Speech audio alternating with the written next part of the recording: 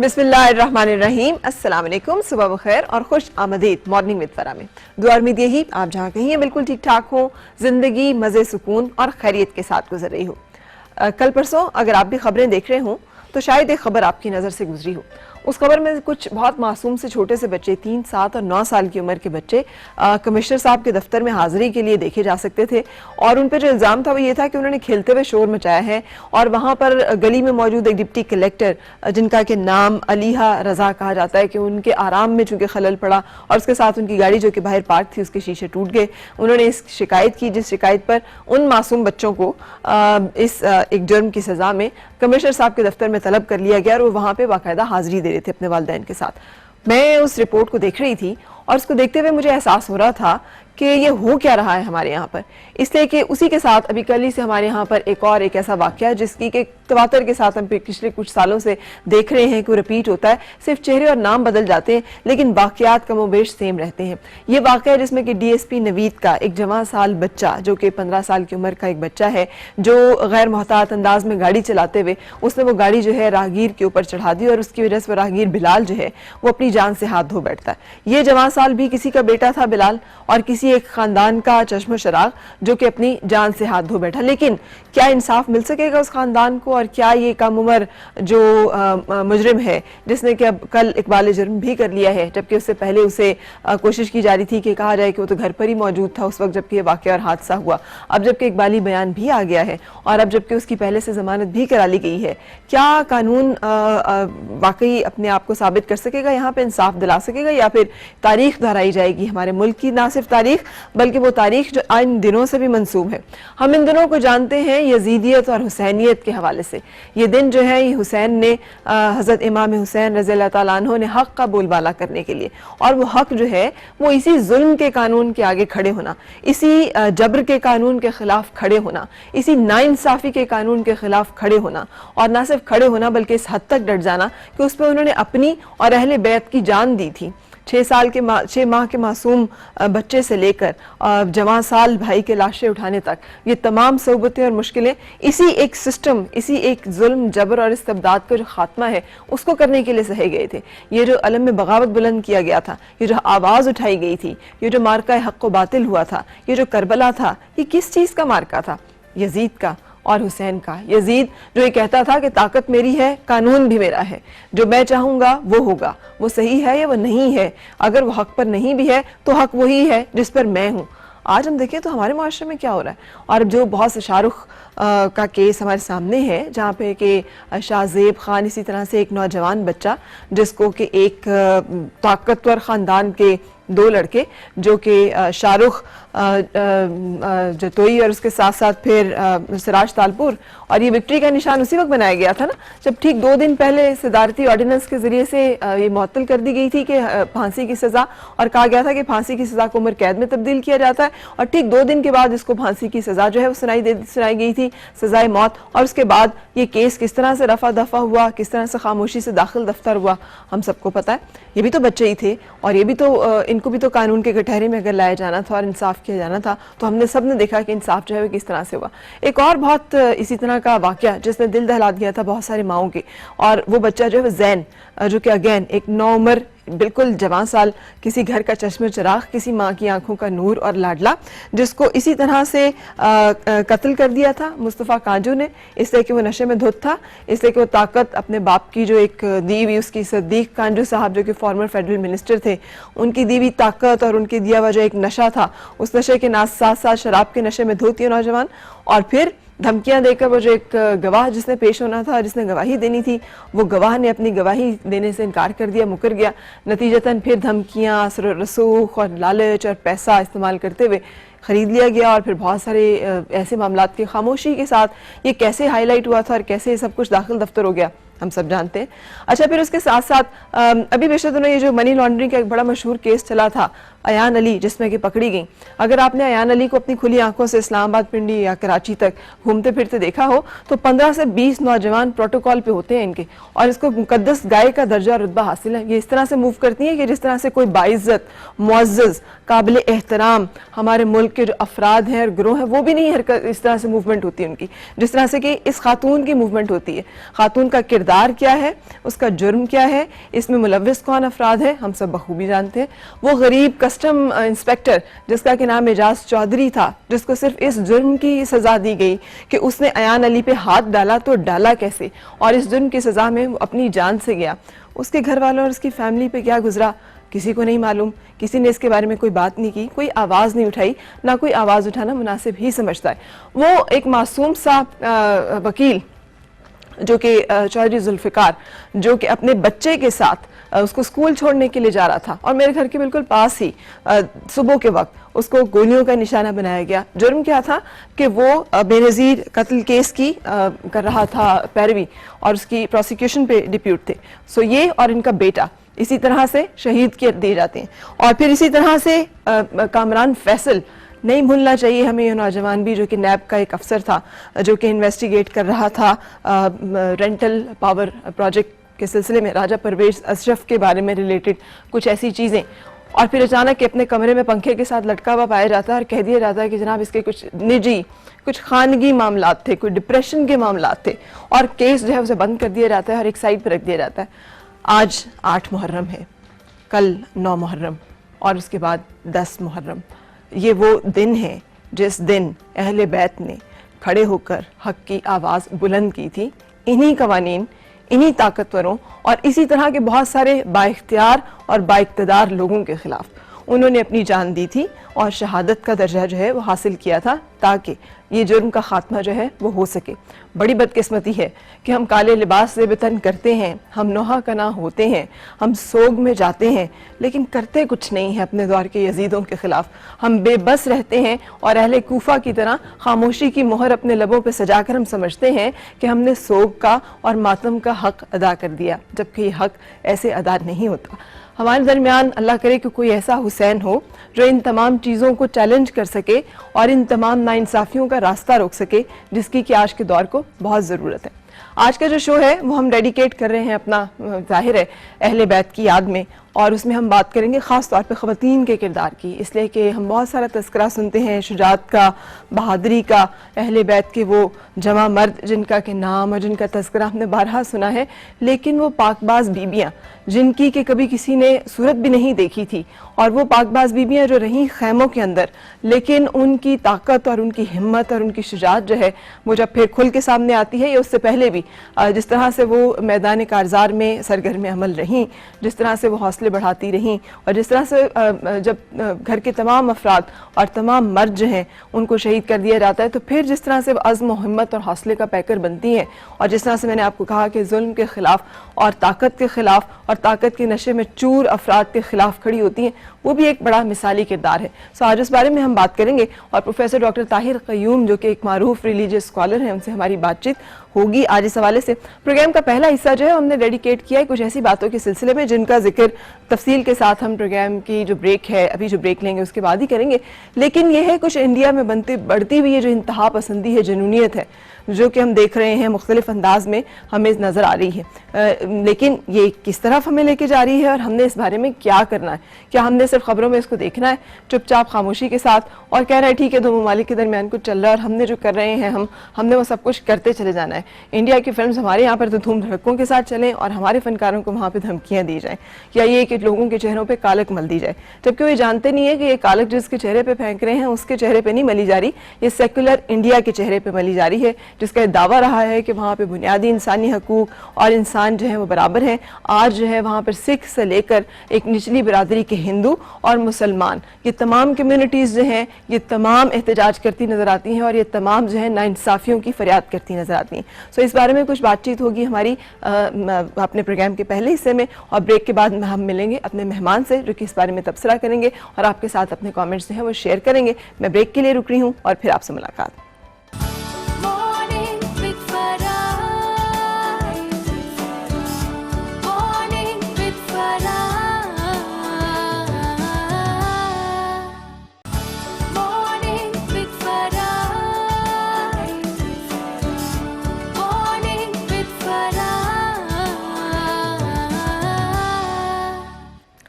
خوش آمدید اور صبح بخیر. آج ہم بات کر رہے ہیں پروگرام کے پہلے حصے میں. یہ مسلسل ہم خبریں سن رہے ہیں بھارت سے ریلیٹڈ, جہاں پر کہ ہم سن رہے ہیں کہ اخلاق احمد اور اس کی فیملی کو قتل کر دیا جاتا ہے اس شبے میں کہ وہاں پہ گائے کا گوشت جو ہے وہ ہے, جبکہ بعد کی فورنزک جو رپورٹس ہیں وہ ثابت کرتی ہیں کہ گائے کا نہیں بکرے کا گوشت تھا. صرف شک میں, صرف اس شبے میں کس طرح سے ایک خاندان کو ٹارچر کیا جاتا ہے اور بیٹے کو اس حد تک مارا جاتا ہے کہ وہ بھی تقریباً زخمی حالت میں اس درجے سیریس کے مشکل سے جام بلب اور جو بھی کیفیت اور اخلاق احمد جو ہے اس کو تو بے معنی انداز میں قتل کر دیا جاتا ہے. پھر اس ٹرک ڈرائیور کو جس پہ شک ہوتا ہے کہ وہ گائے لے کر آ رہا ہے یا گائے کو ٹرانسپورٹ کر رہا ہے, اس کو بھی قتل کر دیا جاتا ہے. کشمیری لیڈر کے منہ پہ سیاہی پھینک دی جاتی ہے. اسی طرح سے اور بہت سارے ایسے لوگ جو کہ پاکستان, خورشید قصوری صاحب کی بک لانچ ہوتی ہے ان کے منہ پہ سیاہی پھینک دی جاتی ہے. ہماری پی سی بی کے چیئرمین جاتے ہیں تو شیف ثنا داخل ہو جاتی ہے عمارت میں اور وہاں پر وہ اس ساری میٹنگ کو جو ہے وہ ہونے سے روک دیتی ہے. اور اس کے ساتھ ساتھ پھر انڈیا کا مسلسل ہم پہ الزام کہ پاکستان جو ہے وہ انتہا پسند معاشرہ ہے اور پاکستان کی طرف سے انتہا پسندی جو ہے وہ شروع کی جاتی ہے. یہ سارے معاملات جو ہیں اس خطے میں کس طرف صورتحال کو لیڈ کرے, میرا آپ کا اس میں کردار کیا ہوگا؟ کیا ہم صرف خاموش تماشائی ہیں, یہ دو ممالک جو ہیں وہ آپس میں ایک دوسرے کے ساتھ اس طرح کی کاروائیاں کرتے رہتے ہیں, یا پھر ہم نے ان باتوں کو کسی اور نظر انداز سے دیکھنا ہے؟ آج اس بارے میں بات چیت جو ہے ہماری وہ ہوگی احمد قریشی سے, جو کہ ٹی وی اینکر ہیں اور اینالسٹ ہیں. السلام علیکم. کیسے ہیں احمد؟ بہت شکریہ. اچھا, آپ نے یہ جو سب کچھ ہم سن رہے ہیں, is it just a news کہ ہم سنیں اور کہیں اچھا انڈیا میں سب کچھ ہو رہا ہے, اگر سکھوں کی جو کتاب ہے اس کی بھی بے حرمتی ہو رہی ہے, اگر ان کی نچلی ذات کے ہندو جو ہیں ان کو گھروں کو بھی جلایا جا رہا ہے, ان کو بھی نظر آتش کیا جا رہا ہے, اور اگر مسلمانوں کے ساتھ بھی سب کچھ کیا جا رہا ہے تو کوئی بات نہیں, جیسے پاکستان میں ہوتا ہے چلیں انڈیا میں بھی ہو رہا ہے. اچھا, مجھے بڑا اعتراض ہوتا ہے فرض بات پہ کہ جب لوگ ایکولائز کرتے ہیں پاکستان کو بھارت کے ساتھ کہ چلو پاکستان میں بھی اس طرح کی کچھ چیزیں ہو جاتی ہیں, ہم نے دیکھا ہے کچھ افسوسناک واقعات ہوئے, تو اس لیے بھارت میں بھی ہو جاتا ہے تو اس کو اتنی اہمیت نہیں دی جاتی. مجھے اس پہ اعتراض اس لیے ہوتا ہے کہ اس میں کوئی شک نہیں ہے کہ ہمارے یہاں بھی بڑے ایشوز ہوئے ہیں, لیکن میں بار بار یاد دلاتا ہوں اپنے دوستوں کو کہ آپ یہ دیکھیں کہ 60 سالوں کے اندر کسی ایک بھارتی وزٹر یا ٹورسٹ جو ہمارے یہاں آیا ہو اس کو کسی نے ہیراس کیا ہو یا کسی نے اس کے ساتھ بدتمیزی کی ہو یا انٹالرنس کا مظاہرہ کیا ہو اس کے ساتھ, یہ نہیں ہوا. فار 70 years جنگیں بھی ہوئی ہیں ہماری, سب کچھ ہوا ہے, ٹینشنز ہوئے ہیں, لیکن کبھی بھی کسی انڈین وزٹر کو پاکستان میں تنگ نہیں کیا گیا. جبکہ یاد رہے کہ یہاں سکھوں کے مقدس مقامات ہیں اور ہر سال تقریباً 2 دفعہ جو ہیں وہ یہاں پر ریگولرلی آتے ہیں ایک بڑی تعداد میں. بالکل, اور بڑے اس کے جواب میں فرق بہت سے لوگ کہتے ہیں کہ نہیں دیکھیں, میری اپنے بھارتی دوستوں سے بات ہوتی ہے, وہ کہتے ہیں نہیں دیکھیں نا آپ کے پاکستان کے اندر جو ہیں 47 میں اتنے ہزار تھے پاکستانی ہندو اور وہ تعداد ان کی کم ہو کے اور پچھلے چند سالوں کے اندر کچھ ان کے مسائل بھی بڑھ گئے ہیں. تو میں ان کو جواب دیتا ہوں, دیکھیں پاکستان کے اندر سب سے زیادہ نقصان اگر کسی کا ہوا ہے پچھلے 30 سال میں ہوا ہے.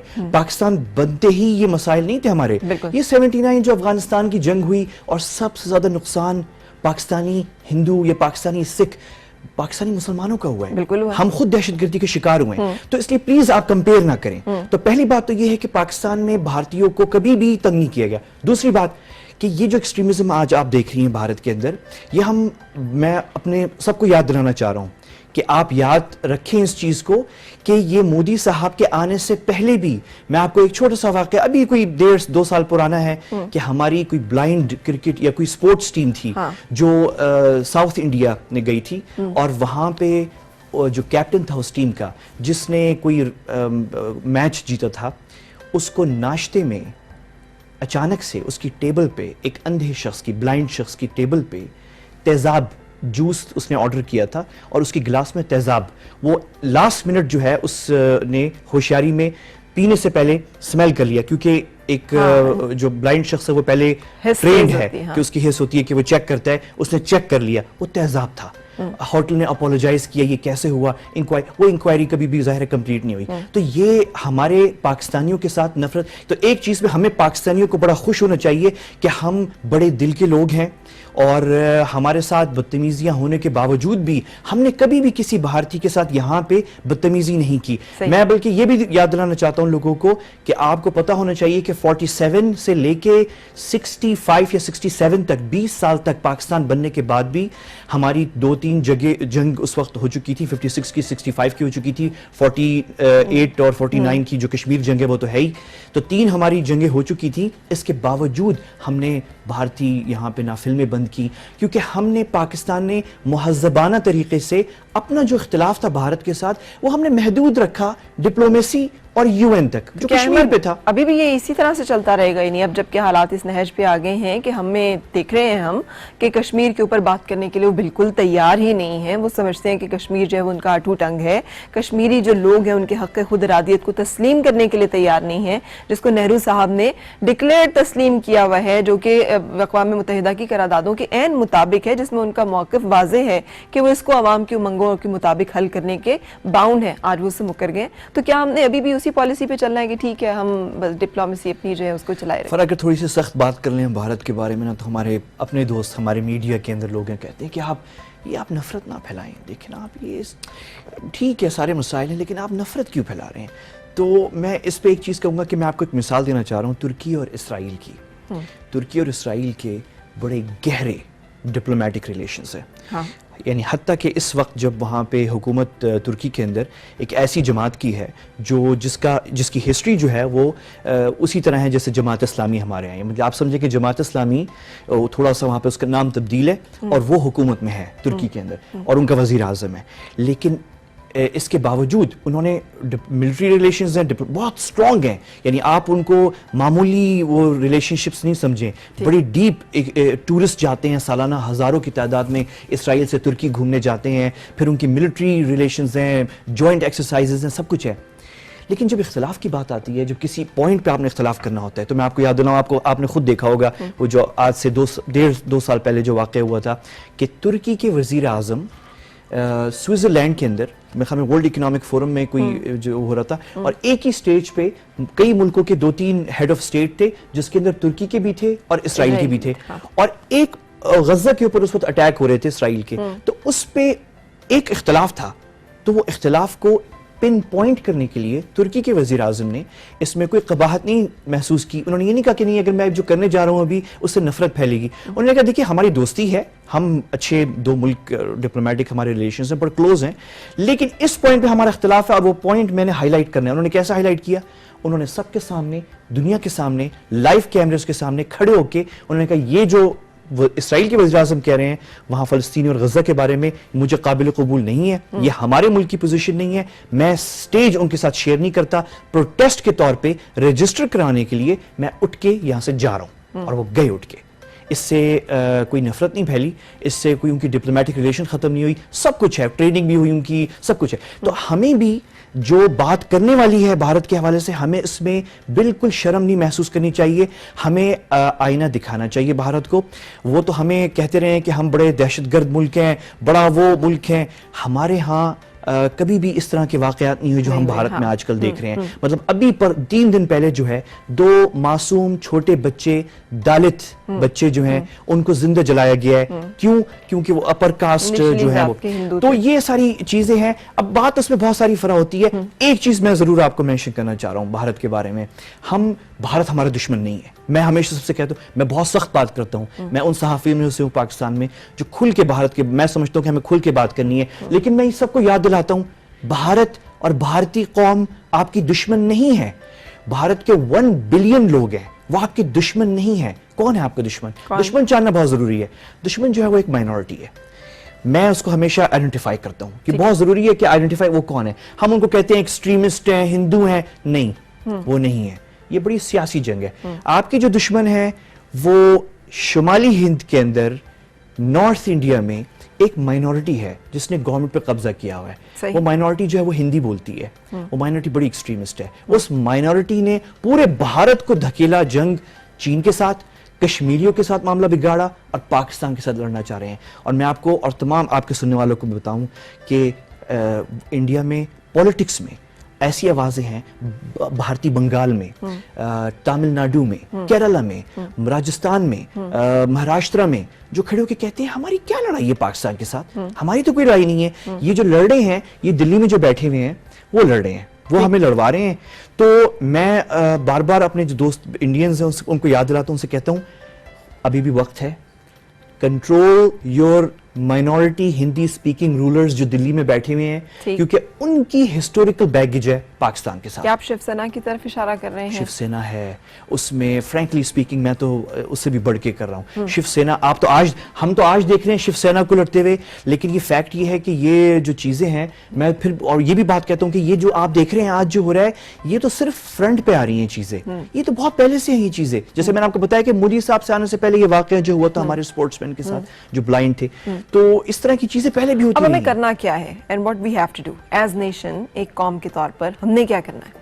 ایک تو بڑی اچھی شروعات جو ہمارے وزیر اعظم صاحب نواز شریف صاحب نے اب کر لی ہے فائنلی, اور وہ یہ ہے کہ انٹرنیشنل لیول کے اوپر, جیسے کہ انہوں نے وہ بھارتی دہشت گردی کا جو ڈاکیومنٹری جو ایویڈنس ہے وہ اب یو این نے بھی پیش کر دیا ہے, اور کل جو ہے وہ یو ایس گورنمنٹ کو بھی دے دیا ہے. تو پہلی بات تو یہ ہے کہ دیکھیں ہم آج تک بولی نہیں کبھی بھی. آپ کو پتا ہے کہ وہ سربجیت سنگھ اور کشمیر سنگھ یہاں پہ 20-20 سال جیلوں میں گزار کے گئے ہیں, اور ہم اس وقت بھی کتراتے تھے کہتے ہوئے کہ بھارتی دہشت گردی ہو رہی ہے پاکستان میں, اور ہمارے پاس لوگ موجود ہیں, اور لوگ موجود ہیں, ہم شرماتے تھے کہتے ہوئے.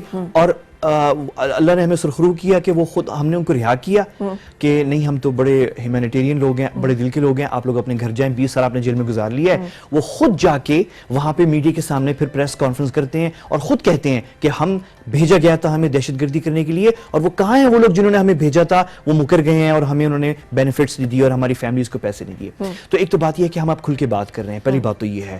دوسری بات یہ ہے کہ ہم بڑے وہ اپالوجیٹک تھے, تو وہ بھی اب ہم نہیں ہیں, اب کھل کے بات. تیسری چیز جو بہت ضروری ہے, آپ نے بڑی خوبصورت بات کی, آپ نے کہا کہ اب ہم کیا کر سکتے ہیں ہم ایز پاکستانیز.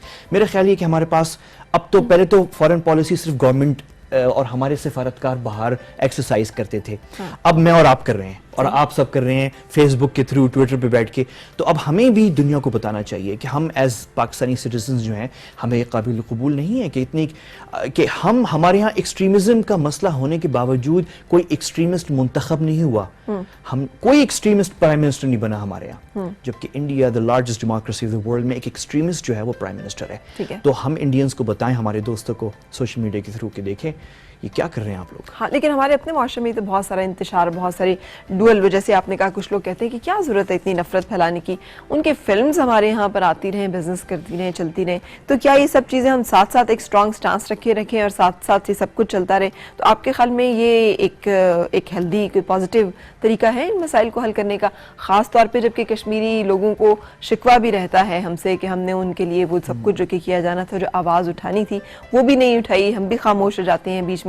اور اب جبکہ ٹھیک 2 دن کے بعد یوم سیاح بھی ہے کشمیر کا, اور 27 اکتوبر جو ہے یہ بلیک ڈے کے طور پہ مارک کیا جاتا ہے, تو اب اس ساری صورتحال کو ذہن میں رکھ کے ان تمام حالات کا فائدہ اٹھاتے ہوئے کیا وہ سٹیپس ہیں جو مجھے آپ کو ایز پاکستانی نیشن ہم نے لینے ہیں, اس کے اوپر میں اور بات کرنا چاہوں گی تھوڑی سی, لیکن اس سے پہلے ایک بریک کے لیے رک رہے ہیں اور پھر آپ سے ملاقات.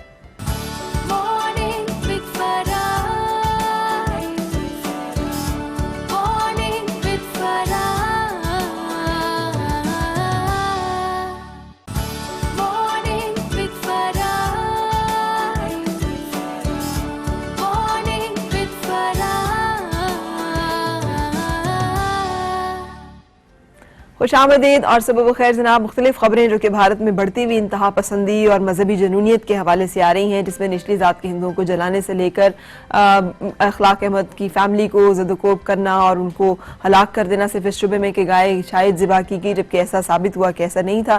ٹرک ڈرائیور جو کہ کشمیر سے آ رہا ہے اور گائے لے کے آ رہا ہے اس کو قتل کر دینا, اور بے شمار اور ایسے واقعات جو کہ ہم سن رہے ہیں جو کہ آج کل بڑی تواتر کے ساتھ گردش میں, جس میں آپ دیکھیں ICC نے بھی ایک بڑا جانبدار جو ہے وہ رول ادا کیا کہ انہوں نے علیم ڈار کو ہمارے ایک بہت اچھا انٹرنیشنل سٹینڈرڈ کے جو امپائر ہیں ان کو پروٹیکشن نہ دینے کی خاطر پوری ٹورنامنٹ سے سیریز سے آؤٹ کر دیا.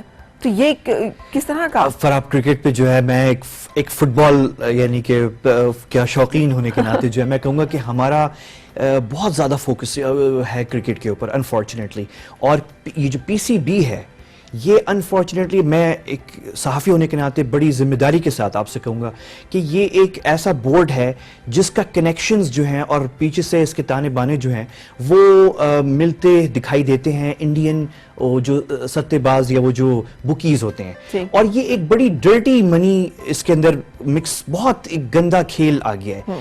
اس کو صاف کرنے کی ضرورت ہے. اور میرے خیال میں پاکستان 200 ملین آبادی, ہماری آبادی اتنی ہے, آپ کو پتا ہونا چاہیے اور آپ کے ناظرین کو, کہ ہماری اتنی آبادی ہے جتنی روس کی ہے. کیا روس جو ہے وہ ایک سپورٹ پہ منحصر ہے؟ کیا اگر ہمارا ایک میچ اگر بھارت میں نہیں ہوگا تو پاکستانی سپورٹس جو ہے وہ ٹھپ ہو کے بیٹھ جائے گی؟ تو میرے خیال میں ہمیں کرکٹ بھی, لیکن ہمیں باقی دنیا کو بھی جوائن کریں, فٹ بال میں بھی آئیں. ہماری زبردست فٹ بال ٹیم ہے بلوچستان میں, فیمیل فٹ بال ٹیم ہے, اور میل تو ہے ہی ہماری لیاری کی, اس میں بھی آئیں. اسکواش ہے اور بھی چیزیں ہیں. کرکٹ کے حوالے سے جو میرے خیال میں تو بڑا شرمندہ ہوا جو میں نے دیکھا بھی, ہمارے شہریار خان صاحب اور رجم سیٹھی صاحب جس طرح بھی انڈیا گئے تھے, بہت شرمندگی کا مقام تھا فرینکلی, کہ ہم جا کے بیگ کر رہے ہیں کہ پلیز اب سے آپ کریں, اور ابھی بھی آنے کے بعد بھی ہم تیار نہیں ہیں ماننے کے لیے کہ وہ نہیں کھیلنا چاہ رہے, وہ نہیں کھیلنا چاہ رہے آپ کے ساتھ. تو کیا آپ کی سپورٹس چلی نہیں سکتی اگر آپ کا وہ, کیا آپ کو پتا ہے کہ اگر, یعنی اب بہت طریقے ہیں اس کو کور کرنے کے. تو ایک تو بات یہ ہے. دوسری بات یہ ہے کہ آپ نے فلموں کی آپ بات کری تھی, بہت سے ہمارے اعتراف کر لیں, ہم ایڈمٹ کر لیں کہ ہمارے بہت سے لوگ شوقین ہیں انڈین فلمز دیکھنے کے. اس کے ایک ریزن یہ بھی ہے کہ ہمارے انٹرٹینمنٹ کی بڑی کمی ہے. آج بھی ہماری قوم کا جو سپورٹس ہے اور جو شوق ہے جو پورا ہوتا ہے وہ یہی ہے کہ رات کو بیٹھ کے ہم ٹاک شوز ہی ہیں ہمارے پاس جس میں سیاستدان لڑ رہے ہوتے ہیں, تو یہی ہماری تھوڑی سی انٹرٹینمنٹ ہو جاتی ہے. دوسرا پھر یہ فلمیں ہیں آبویسلی. تو میں ایک بڑا اچھا ایزی فارمولا ہماری بھی گورنمنٹ کے لوگوں سے, آپ کو پتہ ہے صحافی ہم ہیں تو ہماری سب سے باتیں ہوتی ہیں, تو ہم گورنمنٹ سے یہ کہہ رہے تھے کہ ٹھیک ہے آپ بے شک پوری طرح نہ بند کریں, ایک بین نہ لگائیں. اس میں دنیا میں پھر یہ ہوتا ہے کہ یار یہ کیا پاکستان جو ہے بین لگا رہا ہے, بین کا لفظ بھی بڑا نیگیٹو ہے. اس کے ایک دوسرا طریقہ ہے, ہماری فلم کو تو انہوں نے منٹو کو اسی طرح سے ریڈیکیول بھی کیا, انہوں نے کیا. نہیں میں تو اس کے فیور میں ہوں کہ آپ بند کریں گے, اگر آپ ریسپریکیٹ, آپ برابری کا برابری کی فلم ہماری بین چلے گی تو آپ کی فلم چلے گی.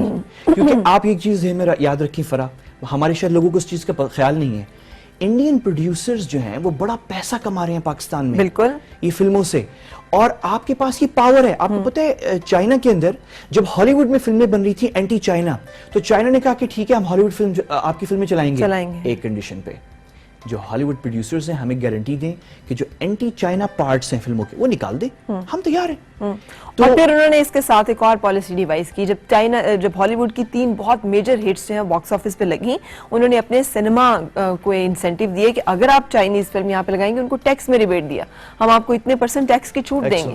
سو وہ پھر انہوں نے اپنا پیرلل ایک پورا انڈسٹری ڈیولپ کی, اور پھر یہ صورتحال تھی کہ جتنا ہالی ووڈ کی فلمز, میں 3 بہت میجر ہٹس تھیں ہالی ووڈ کی وہ فلمز, جو جتنا انہوں نے باکس آفس پہ بزنس کیا اتنا چائنیز فلم نے بزنس کیا. سو انہوں نے اپنی اس انڈسٹری کو گرو کیا اس طرح سے, گورنمنٹ نے اس کی سرپرستی کی. ہمارے ہاں گورنمنٹ بدقسمتی سے اپنی انڈسٹری کو اس طرح سے سرپرستی تو نہیں کرتی, لیکن اگر فلمز ہم جیسے آپ کہہ رہے ہیں برابری کی بنیاد پہ کہ یہ فلمز وہاں لگ سکیں نہ لگ سکیں, اور جو فلم ہماری بین ہوگی اس وقت جو فلم ان کی ریلیز یہاں ہونے والی وہ بھی بین ہوگی. آپ ہماری فلم چلائیں گے, آپ کی فلم یہاں چلے گی. اور دوسری چیز یہ ہے کہ آپ نے پاکستان میں بزنس کرنا ہے, بے شک 100 بسم اللہ آ کے کمائیں پیسے, ایک شرط پہ آپ کی اسکرپٹ میں اور فلم میں اینٹی پاکستان پارٹس پاکستان کے اندر جو فلم دکھائی جا رہی ہے, یہ نہ ہو کہ آپ دنیا بھر میں وہ پارٹس رکھیں اور صرف پاکستان میں جو آپ شو کریں گے اس میں کٹ کر دیں, نہیں آپ اسکرپٹ سے نکالیں. تو یہ لیکن اب میری بات ہو رہی تھی فخر عالم صاحب کے ساتھ, سینسر بورڈ کی جو ہے گریٹ گائے, گریٹ پاکستانی, لیکن ان کا ایک مسئلہ ہے, وہ کہتے ہیں کہ ہم جو قانون ہمیں گورنمنٹ نے دیا ہوا ہے ہم اس کو امپلیمنٹ کر رہے ہیں. ہمارا جو مینڈیٹ ہے وہ یہ کہ صرف آپ فلم چیک کر لو, اس میں کوئی سینز تو نہیں ہے, کوئی سینسر کر, دیٹس اٹ.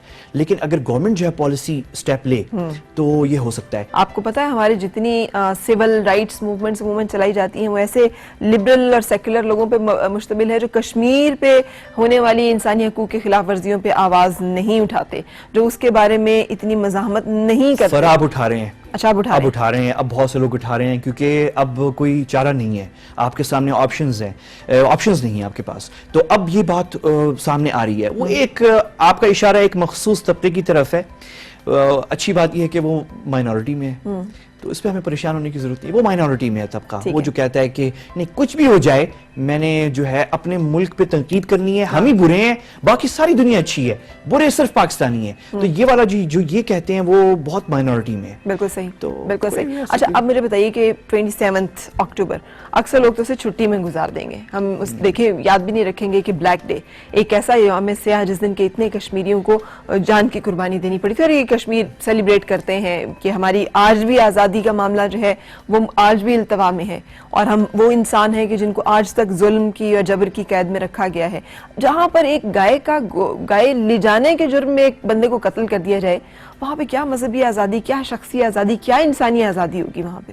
کشمیریوں کے معاملے میں فرح جو ہے ایک چیز ہم پاکستانیوں کو یاد رکھنی چاہیے کہ آج 60 سال گزرنے کے باوجود بھی اس سال 2015 میں کہاں 1947 اور کہاں 2015, کتنی 3 جنریشن گزر چکی ہیں, بوڑھے وہ دادا بن چکے ہیں, ان کے بچے. آج جو نوجوان کشمیری ہے وہ آپ پاکستانی, مجھے شرم آتی ہے کہ یہ میرے لیے, میرے ملک کے لیے میرا جھنڈا لہرا رہا ہے وہاں ان کے فوجوں کے سامنے. کتنی بڑی بات ہے یہ, کیا مجبوری ہے اسے, وہ بھی جا کے بیٹھ جائے کہیں انٹرنیٹ پہ انجوائے کرے, ادھر ادھر گھومے پھرے. تو آج بھی میرے ملک کا جھنڈا لہرا رہا ہے وہ, تو چاہے کچھ بھی ہو میرے اوپر فرض ہے کہ میں اس چیز کو سہراؤں اور اسے سلیوٹ کروں. اسے میں تو اس سلیوٹ کرنے کا ایک بہت سمپل طریقہ ہے کہ آج, جیسے میں نے آپ کو شروع میں کہا تھا فرح, کہ آج فورن پالیسی اعزاز چودھری صاحب اکیلے یا سرتاج عزیز صاحب اکیلے نہیں کر رہے, آج میں اور آپ کر رہے ہیں ٹی وی پہ بیٹھ کے, اور آج کل ہمارا ایک فرد کر رہا ہے فیس بک پہ بیٹھ کے, ٹویٹر پہ.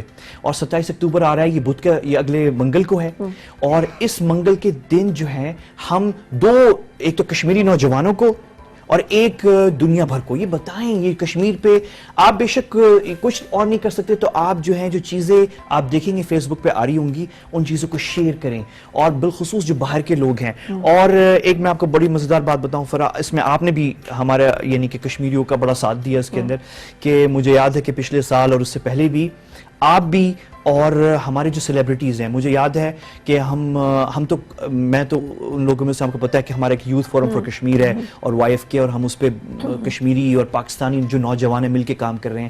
تو ہم نے رابطہ کیا آپ جیسے لوگوں سے جو سیلیبریٹیز ہیں, آپ سے کیا, اور قرۃ العین بلوچ اور ڈاکٹر شاہد مسعود اور علی عظمت اور بہت سارے دوسرے لوگ جو ہیں, اور ان سے کہا کہ دیکھیں آپ تو سیلیبریٹیز ہیں, ہم ایک معمولی پاکستانی ایکٹیوسٹ ہیں, کشمیری ایکٹیوسٹ ہیں, ہم آپ کو کوئی لاکھ اور 2 لاکھ اور 5 لاکھ پیسے دے کے آپ سے وہ تو نہیں بات کروا سکتے, لیکن آپ اپنی کوئی میسج دے سکتے ہیں ہمیں جو ہم یوز کریں, کہ ہم کہیں کہ یہ فرح کی طرف سے ہے, یہ قرۃ العین بلوچ کی طرف سے ہے, یہ شاہد مسعود کی طرف سے ہے. اور ان سیلیبریٹیز نے دیے وہ میسیجز, اور وہ میسیجز تھے براہ راست نوجوانوں کے لیے, کشمیریوں کے لیے. اور آپ کو پتہ نہیں اس چیز کا, کہ ہمیں پتہ نہیں چلتا کہ کتنے وہاں پہ وہ نوجوان خوش ہوئے اس بات سے. ان کے لیے بڑی بات تھی. وہ تو پاکستان یعنی وہ تو کہتے ہیں کہ پاکستان سے ہمیں کوئی اس طرح کے پیغام آئیں یا میسج آئیں تو ہمارے لیے اتنی بڑی بات ہے, جیسا کہ ہمیں موقع مل گیا ہو کہ ہم مکہ یا مدینہ تو صرف یہ ہو کے آ جائیں. مطلب احمد سٹیپ بائی سٹیپ, مطلب تو یہ سٹیپس کافی ہیں ابھی ہمیں.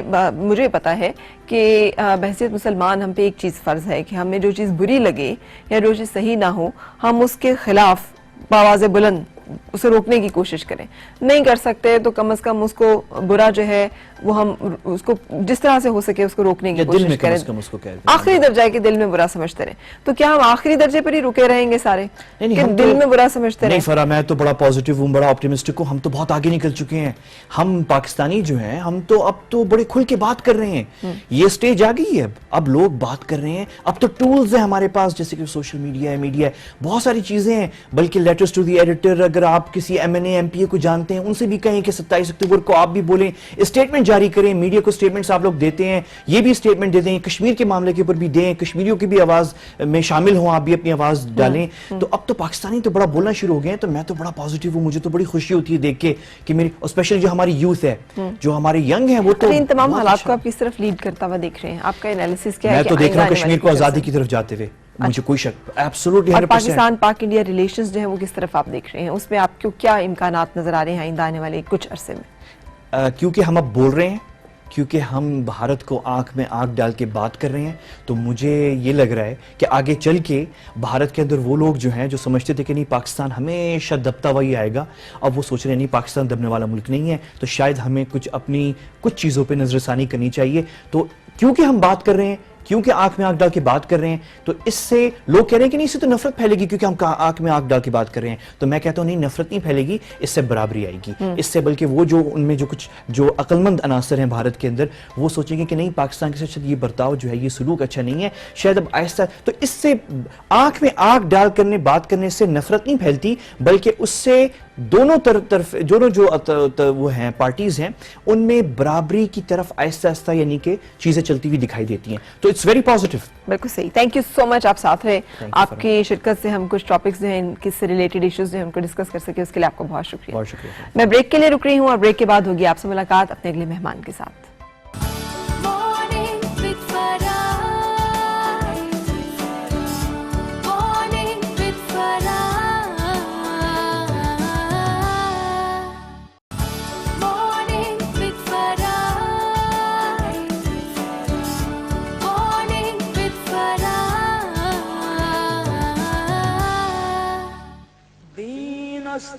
حسین دی پران است حسین،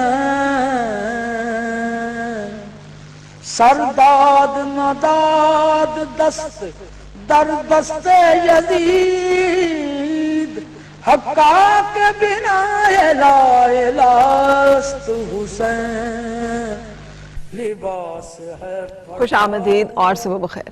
آج ہم بات کر رہے ہیں واقعہ کربلا، اور واقعہ کربلا میں جو خواتین کا کردار ہے اور اس سے ہم اپنی زندگیوں کے لیے کیسے ڈرائیو کر سکتے ہیں، کہ کیا سبق ہے، کیا اس میں ہمیں بتایا، ہم اس میں سے کیا سیکھ سکتے ہیں. یہ ساری گفتگو جو ہے آج ہمارے ساتھ رہیں گے پروفیسر ڈاکٹر طاہر قیوم صاحب، بڑے معروف ریلیجیس اسکالر ہیں. السلام علیکم. کیسے پروفیسر صاحب؟ الحمدللہ. اچھا، یہ واقعہ کربلا اگر ہم آپ سے جاننا چاہیں کہ آغاز کب سے ہو جاتا ہے اس تمام صحبت کا، سختی کا، سفر کا، سلسلے کا، اور اس میں خواتین کا کردار کیسے آتا چلا جاتا ہے؟ بسم اللہ الرحمن الرحیم.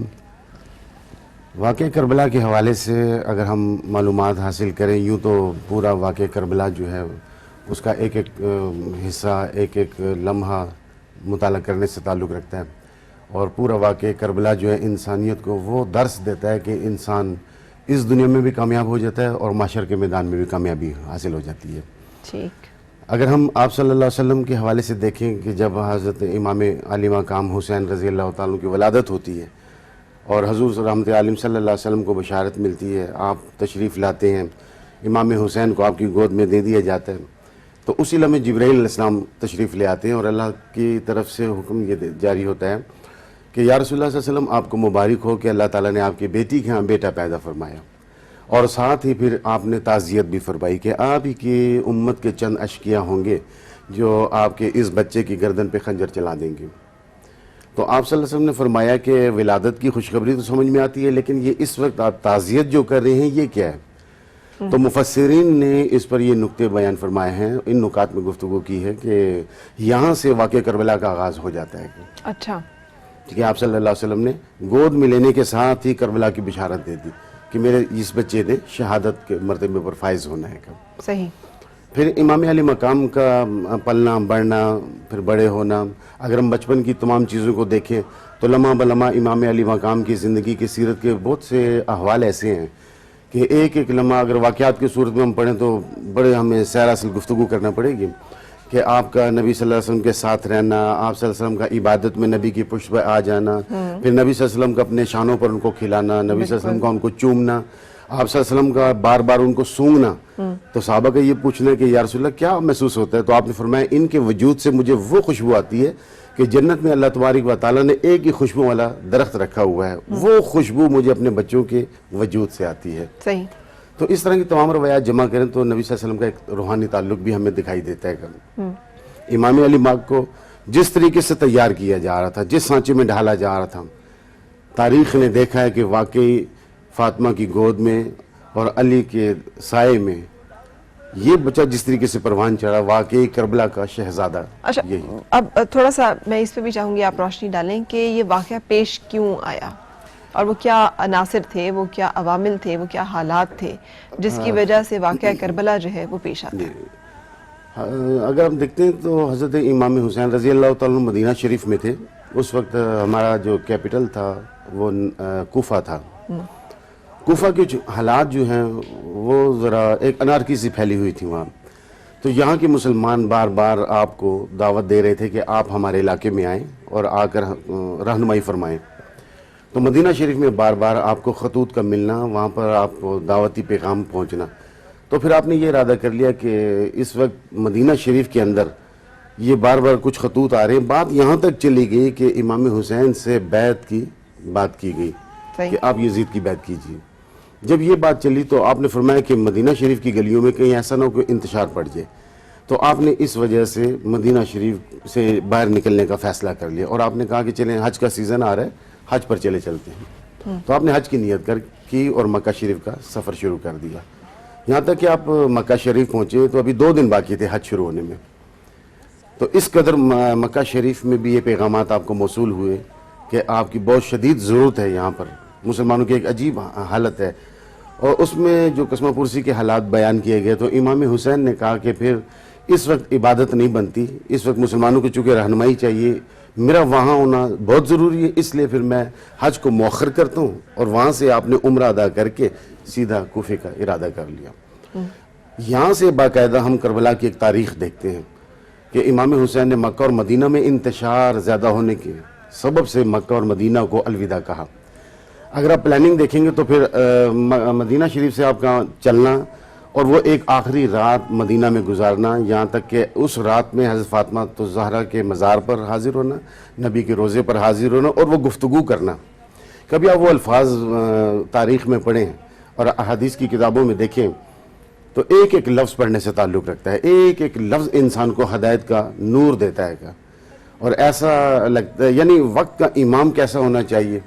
ہم دیکھتے ہیں مثلا اگر بادشاہی مسجد کا امام ہو تو ہم دیکھتے ہیں کہ رسپیکٹیبل سامنے, یعنی عام مساجد کے علماء کے درمیان میں اگر بادشاہی مسجد یا دادا صاحب کی مسجد کا امام آ جائے تو اس کا ذرا معیار اونچا ہوگا. تو ان کے ساتھ اگر امام کعبہ کھڑا کر دیں ان کا اور زیادہ اونچا ہوگا. تو اس طرح وقت کا امام جب سامنے ہوتا ہے تو معیار سب کو نظر آ رہا ہوتا ہے. مدینہ شریف میں اور مکہ شریف میں تو آپ کا اپنا ایک مقام تھا, لیکن یہاں سے جب نکلتے ہیں تو مکہ شریف سے جو سفر شروع ہوتا ہے, مکہ سے لے کر کربلا تک اگر اس احوال کو ہم دیکھیں تو 19 مقامات ایسے ہیں کہ امام حسین نے 19 مقامات پر پڑاؤ کرتے کرتے کرتے پہلے آپ کوفہ میں گئے اور کوفے کے بعد پھر آپ کربلا پہنچے. اس حصے کو اگر ہم دیکھیں اور بیچ میں آپ نے جو اپنی خطابات کیے اور وہاں کے رہنے والوں کے ساتھ جو آپ نے کلام کیا اور آپ نے جو وہاں خوبصورت باتیں کی, تاریخ شاہد ہے کہ اس سے بڑھ کر اس سے بہتر اور جامع مضبوط گفتگو کی ضرورت نہیں. آج ہم حدیث مبارکہ پڑھتے ہیں کہ آپ صلی اللہ علیہ وسلم نے اپنے الفاظ میں بیان فرما دیا تھا کہ اس طرح سے یہ واقعہ جو ہے پیش آئے گا. تو حضرت امام حسین رضی اللہ تعالیٰ عنہ کی زندگی سے اور جب اس واقعے کو ہم تفصیل سے پڑھتے ہیں تو ان کو بھی یہ علم تھا کہ اس طرح سے واقعہ جو مجھے بلایا جا رہا ہے, کوفہ والے لکھ رہے ہیں, یہ اصل میں ایسے نہیں ہوگا. اور مسلم بن عقیل کی شہادت کی خبر بھی ان کو پہنچ جاتی ہے راستے میں ہی. تو یہ سارے واقعات جو ہیں, یہ جو کیفیت ساری گزر رہی ہے, اور پھر ساتھ ساتھ خواتین کا میں سوچ چاہ رہی تھی کہ کردار ہم اس میں جانتے چلیں. پورے سفر کے اندر خواتین تو ساتھ ساتھ ہیں اور صاحب مناظر بھی ہیں. بچپن سے آپ نے سن تو لیا تھا کہ مجھے شہید کیا جائے گا, اور یہ بھی نبی علیہ السلام نے بتا دیا تھا اس مقام کا نام کرب و بلا ہوگا. یہ پوری ایک تاریخ ہے. اس کو دیکھیں تو آپ کا اس پورے سفر میں اس حقیقت کو جاننا, یہاں تک کہ کوفے کے بعد جب کربلا پہنچے اور وہاں کے جو حالات آپ کے سامنے تھے, اس پوری سچویشن کو دیکھنے کے بعد آپ نے فرمایا تھا اب یہی خیمے لگا دو. مجھے لگتا ہے کہ میرے نانا نے جو کل کرب و بلا کا لفظ ہمیں سنایا تھا وہ یہی مقام ہے اور ہماری زندگی کا اختتام یہی ہونا ہے. پھر وہاں پر آپ نے جو خیمے لگوائے اور وہ چند ایام جو وہاں گزارے اور محرم کی یہ ایام جو وہاں پر گزرے, تو پہلی تاریخ سے بات شروع کرتے ہیں. خیمے لگ جاتے ہیں 2 تاریخ سے لے کر 7 تاریخ تک.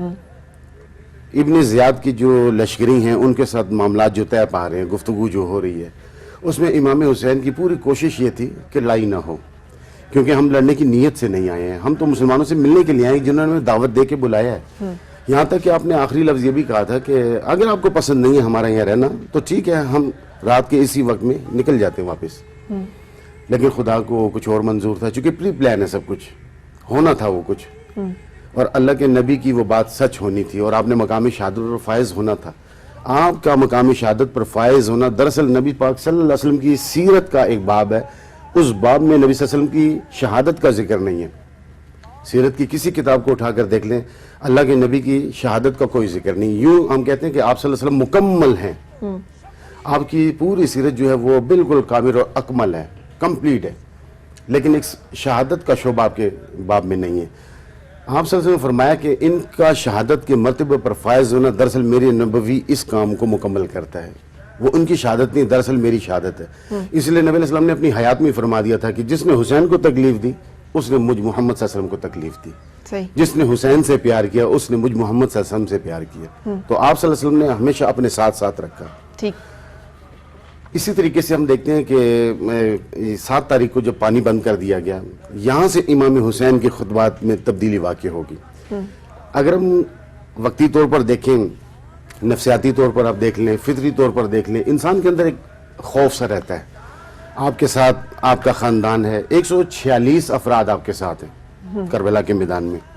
اس میں آپ کے رفقا, دوست احباب بھی ہیں, اس میں نبی صلی اللہ علیہ وسلم کے چند ایک صحابہ بھی ہیں 8 سے 10 تک. اس میں مکہ اور مدینہ شریف کے کچھ رہنے والے آپ کے زمانے کے ساتھی بھی ہیں, اور آپ امام علی پاک کے گھر کے کچھ افراد. ان سب کو ملا کے 146 افراد کی نفری بنتی ہے. تو ان تمام کا وہاں ہونا, پھر 7 تاریخ کو پانی کا بند ہونا, پھر آپ یہاں پہ ذرا رک کے اگر ہم دیکھیں کہ بات کیا کی جا رہی تھی, کس چیز پہ مجبور کیا جا رہا تھا انہیں یزید کی بیعت کرنے پہ. اب یہ جو یزید ہے وہ کس چیز کا اشارہ ہے؟ اب جب ہم حسینیت اور حسین کی بات کرتے ہیں تو ہم مطلب تو پھر یزید کیا ہے, اور امام حسین امام علی مقام جو ہے ان کا مقام کیا ہے, ان کا درجہ کیا ہے؟ ان کے اس کو پہچاننے کے لیے ہمیں یزید کو پہچاننا بہت ضروری ہے کہ وہ کیا چیز تھی جس کو کہ انہوں نے شہادت قبول کر لی لیکن اس کی بیعت کرنا یا اس کی پیروی کرنا یا اس کا حکم ماننا قبول نہیں کیا. یہاں پر اگر ہم یزید کا ذکر کریں تو یزید امیر معاویہ کے صاحبزادے ہیں, ایک شخص ہے, ایک پرسنالٹی ہے. لیکن جب اس کردار کو دیکھتے ہیں, شخصیت تو وہ ہے ہی ہے, لیکن اس کے جب کردار کو دیکھتے ہیں تو اوورآل اگر اس کو دیکھیں تو میرے خیال میں اس کی زندگی میں کوئی ایسا پوزیٹیو پہلو نہیں جس کے ساتھ کوئی سنسیر آدمی چل سکے. مثلا کیا خرابیاں ہیں جو کہ ہم سنتے ہیں؟ جیسے عبادات سے وہ دور تھا, اور کہتے ہیں کہ کون سا وہ گناہ تھا جو وہ نہ کرتا ہو. دنیا کے سارے عیوب اس کے اندر تھے اور نقائص اس میں موجود تھے. جہالت پر مبنی گفتگو کرتا تھا, اور خاص طور پر وہ فواحش خواتین کے ساتھ زیادہ وقت گزارتا تھا. اس زمانے کے لحاظ سے جو منکرات ہیں یا ایسے عوامل جس کو معاشرے میں پسند نہیں کیا جاتا وہ اس کی زندگی میں دکھائی دیتے تھے. تو اس زمانے کے جو بڑے بڑے اچھے لوگ تھے, جو باعمل لوگ تھے, ان میں چند ایک صحابہ کا نام بھی آتا ہے, ان میں تابعین کا بھی ذکر آتا ہے, اس زمانے کے ان کے احباب کا ذکر بھی آتا ہے جو سمجھاتے تھے, لیکن کسی بزرگ کی اس نے نہ مانی. اس نے کسی بزرگ کو فالو نہیں کیا, یہاں تک کہ بالکل شریعت کے اپوزٹ چلا گیا. اب شریعت کے جب ہم لفظ لیتے ہیں تو شریعت سے مراد نماز, روزہ, زکوٰۃ, حج نہیں ہے. شریعت سے ہم اوورال ایک سسٹم لیتے ہیں کہ Islam is a religion, religion is a system, a complete system.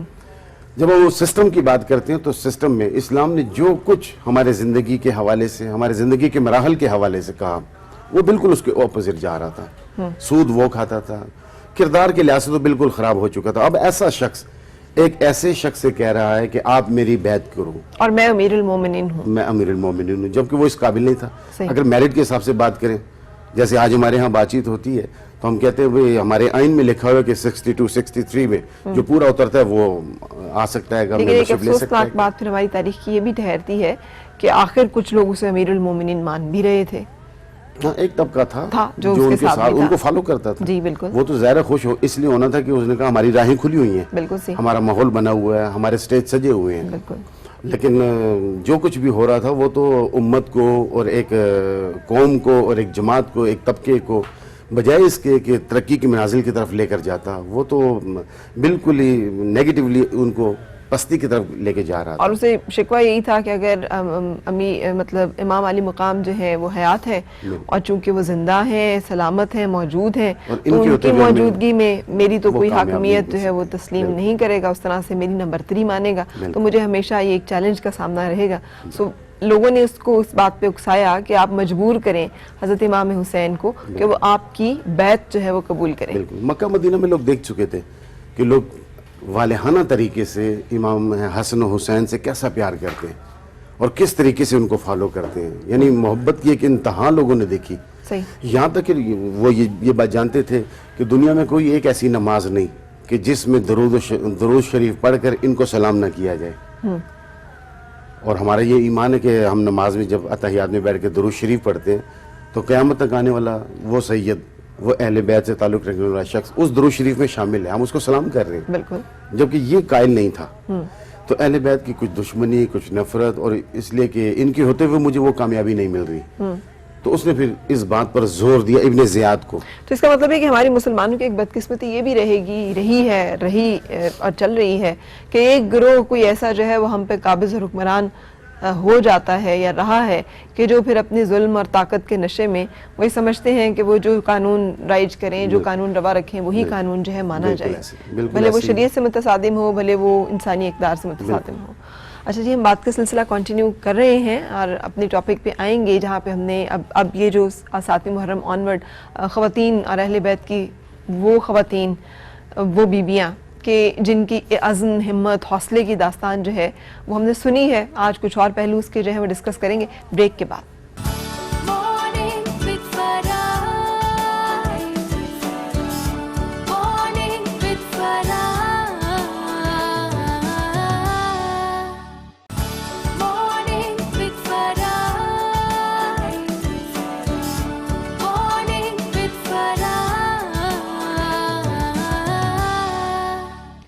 खुशामदीद और सुबह बखैर। आज 8 मुहर्रमुल हराम है और हम 8, 9, 10 ऑनवर्ड ये सारा सिलसिला सोबत का, करबो बला का जो अहले बैत पे गुजरा, अहले बैत की ख़वातीन का कुछ ज़िक्र और तस्करा करना चाह रहे हैं कि उन्होंने किस हौसले का, किस किरदार का, किस हिम्मत का मुज़ाहिरा किया और वो उससे हम ख़वातीन को क्या उसमें सबक मिलता है।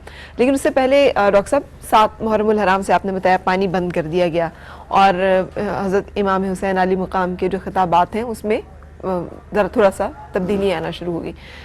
इस बात को भी यहाँ पे छोड़ते हुए मैं जाना चाहूँगी 10 मुहर्रमुल हराम की। वैसे भी तो हमने अहमियत सुनी हुई है और अगर मैं गलत नहीं हूँ तो आप सल्लल्लाहु अलैहि वसल्लम की हदीस मुबारका के मुताबिक के हशर जो है, क़यामत जो है वो 10 मुहर्रमुल हराम को वाक़े होगी और रोज़ा रखा जाता था। यहूदियों भी रखते थे इसका रोज़ा और फिर आप सल्लल्लाहु अलैहि वसल्लम ने भी ये रोज़ा रखा। तो क्या 10 मुहर्रमुल हराम की अहमियत वाक़या करबला से पहले से भी है और वो क्या है?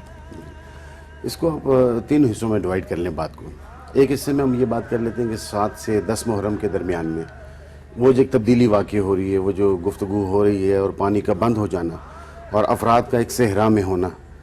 रात का हिस्सा तो सहरा में कट जाता है, लेकिन दिन के उजाले में रेत पर क़याम करना नामुमकिन सी बात है। गर्मियों का महीना हो और धूप की शिद्दत हो, हवाएं गर्म चल रही हों और इंसान को 3-4 दिन पानी ना मिले, एक दिन मुकम्मल ना मिले। हमारा जून जुलाई में जो रोज़ा होता है वो शाम तक बता देता है कि वो गर्मी क्या होगी।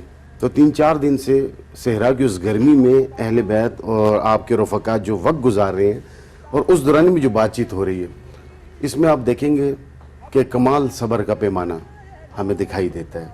और इमाम हुसैन और आपके रफ़क़ा का मोहतात तरीके से गुफ्तगू करना, इल्मी लिहाज से बातचीत करना, उसमें जितना टॉलरेंस आप देख सकते हैं, आप देखिए कि अल्लाह तबारक व तआला ने वाकई ऐसे अफराद को चुना हुआ था और इनको चुन कर वहाँ रखा हुआ था। यानी अगर मैं सोचता हूँ कि अगर फ़र्ज़ कीजिए मेरे ज़ुम्मे ये काम होता तो शायद मैं तो भाग चुका होता। ये बीच में मैं कहीं ना कहीं दुआ कर लेता, या अल्लाह किसी और को चुनने, मुझे क्यों चुना इस काम के लिए। जी बिल्कुल। लेकिन अल्लाह ताला ने बड़े हिसाब से इमाम हुसैन को चुना था और आपके रफ़क़ा को चुना था।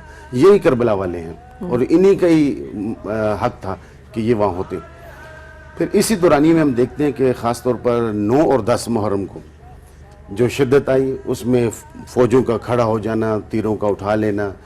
फिर इमाम हुसैन के रफ़क़ा का ये कहना कि ये लड़ने के लिए बिल्कुल तैयार है, तो इमाम हुसैन ने भी कहा कि हम भी तैयारी कर लेते हैं। तो भूख और प्यास के आलम में उस वक्त उनका खड़ा होना और सीना तान के खड़ा होना, यानी किसी के चेहरे पे ऐसे असर नहीं है कि ये प्यास से बहुत तकलीफ में है या भूख से किसी तकलीफ में। खाली पेट, मेरे ख्याल में हम में आज कोई ऐसा नौजवान नहीं है कि अरब माहौल की तलवार को खाली पेट उठा के सर के ऊपर से ऐसे घुमा दे जितना उसका वजन होता है। लेकिन वो सहाबा थे, वो उनके रफ़क़ा थे जिन्होंने तलवारें या उस माहौल में जो कुछ उठाया हुआ था, जितनी हिम्मत और जुर्रत का मुज़ाहरा वो कर रहे थे, वो एक नज़ारा देखने वाला था। پھر ایسے میں امام حسین کا خطبہ دینا یا بار بار جو سپیچ کر رہے ہیں ان میں الفاظ کا استعمال، اس میں اللہ تبارک و تعالیٰ کا ایک تعلق، اس میں نبی صلی اللہ علیہ وسلم کا ایک تعلق، اس میں یعنی حضرت علی کی ایک عملاً تصویر دکھائی دے رہے تھے. وہاں پر آپ کے خطبوں کی جامعیت دیکھنے والی ہے. بندہ سوچے کہ آپ کون سے کالج یونیورسٹی میں گئے ہیں، یہ بولنا کس نے سکھایا اور یہ جرت کس نے دیا؟ تو لیکن حیرت انگیز بات ہے کہ سوائے حر کے کسی اور کے اوپر اثر نہیں ہوتا. بس وہ یہ بھی اللہ تبارک و تعالیٰ کی ذمہ ہے کہ جب بدبختی انسان کے زندگی میں آتی ہے تو پوچھ کے نہیں آتی ہے. بس وہ چند اعمال ایسے ہوتے ہیں جو انسان کو بدبخت بنا دیتے ہیں. صحیح. تو صرف حر ہے جو ان خطبات سے اور ان تمام حالات سے بس متاثر اللہ ہو تعالیٰ کے نے ان کو چننا تھا اور انہوں نے ادھر آنا تھا، ان کے بخت کو اللہ پاک نے روشن رکھنا تھا اور شہادت کا نور دینا تھا. اس وجہ سے باقی سارے وہ جو کھڑے ہوئے ہیں یزیدی لشکر جس کو ہم کہتے ہیں، وہ سارے نمازی ہیں، جی مسلمان ہیں. ان میں اکثریت حافظ قرآن کی ہے، ان میں رات تہجد گزار لوگ بھی ہیں اور اہل بیت سے پیار کرنے والوں کا ایک مجمع ہے پورا. لیکن اس وقت وہ یزید کے کہنے پر چل رہے ہیں، ایک کانسیپٹ کی بنا پر وہ سارے کے سارے یزیدی ہو گئے، جس کی وجہ سے ہم کہتے ہیں کہ جنہوں نے وہ ظلم کیا آج اس دنیا میں یزید کی طرف سے جتنے بھی افراد تھے ان میں سے کوئی ایک شخص بھی شاید زندہ نہ ہو، اس کی نسل بھی آباد نہ ہو. لیکن جنہوں نے شہید کیا امام حسین یا ان کے رفقا کو، بظاہر وہی سمجھ رہے تھے کہ ہم نے تو مار دیا، ختم کر دیا تاریخ کو، لیکن زمانہ گواہ ہے کہ آج دنیا میں کوئی ایک ایسی گلی مولا نہیں جہاں کسی ایک سید کا وجود نہ ہو. وہ علامہ اقبال نے بڑا خوبصورت کہا ہے نا، قتل حسین اصل میں مرگے یزید، اسلام زندہ ہوتا ہے ہر کربلا کو. یہ دراصل امام حسین نے اپنی زندگی میں یہ کربلا کا میدان سجا کر ہم مسلمانوں کو میسج یہ کنوے کیا ہے کہ لوگوں ہر انسان اور ہر مسلمان کو اپنی زندگی کے کربلا میں سے گزرنا ہے. کیسے گزرنا ہے اس کو آپ دیکھ لیں کہ مشل یہ ہے، مینارہ یہ ہے. صحیح. اگر ہم اپنی زندگی کو آج بھی استوار کرنا چاہتے ہیں تو ہم کربلا سے واضح درس لے سکتے ہیں. یہاں سے آپ دیکھیے کہ 10 محرم، اچھا 9 کو شہادت کا سلسلہ شروع ہو گیا جی، اور 10 تک لگاتار رہا. پہلی شہادت جو ہے، پہلی شہادت جو ہے وہ حضرت علی اکبر کی بڑا بیٹا، آپ کے جو بڑے صاحبزادے ہیں، جن کے بارے میں یہ کہا جاتا ہے کہ وہ ہم شکل مصطفیٰ تھے. یعنی صحابہ کہتے تھے کہ جس نے نبی صلی اللہ علیہ وسلم کو نہیں دیکھا وہ حضرت علی اکبر کو آگے کر دیا کرتے تھے کہ جس نے ان کو دیکھا یہ ہو بہو مصطفیٰ کریم صلی اللہ علیہ وسلم. تصویر ہے حضور کی. صحیح. سب سے پہلے شہید وہ تھے اور سب سے آخری شہید خود حضرت امام حسین رضی اللہ عنہ. اور اس دوران میں حضرت عباس کو شہید کیا اس جاتا ہے. دورانی میں بالکل 6 ماہ کے علی اصغر کو ہاتھوں پہ ڈال کے جب وہ آتے ہیں خیمے سے اب باہر اس سارے آنے منظر کے کو لیے. آپ سامنے رکھیں. وہ ابھی لفظ استعمال فرما رہے تھے خواتین کا کردار. یہاں سے خواتین کا کردار آپ دیکھیے.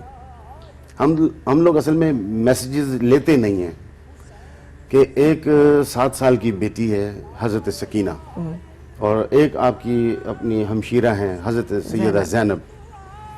صرف 2 کردار سامنے رکھ لیں کہ ان دو نے حضرت امام حسین نے جا بجا اہل بیت کے جو افراد بھی شہید ہوتے آپ اٹھاتے ان کو جب لے کے آتے تو پھر آپ خیمے کی طرف رخ کر کے اپنی خواتین سے بھی مخاطب ہوتے تھے اور اس میں بار بار امام حسین کا یہ کہنا ہے سید زینب کو سلام اللہ علیہ کہ خبردار صبر کا دامن آپ کے ہاتھ سے نہ چھوٹے.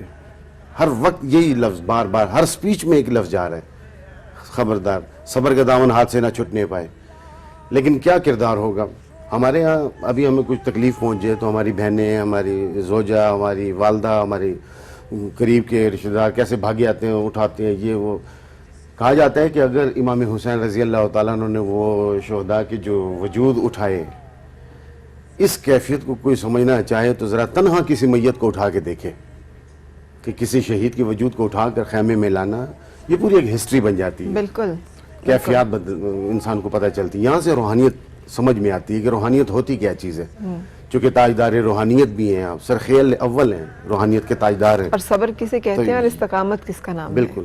ہم لوگ صبر یہ لیتے ہیں کہ فوت ہو جائے ہم کہتے ہیں بھائی اللہ آپ کو صبر دے، ہم چپ کر کے بیٹھ جاتے ہیں شاید وہ صبر ہمیں مل رہا ہے. صبر یہ نہیں ہے.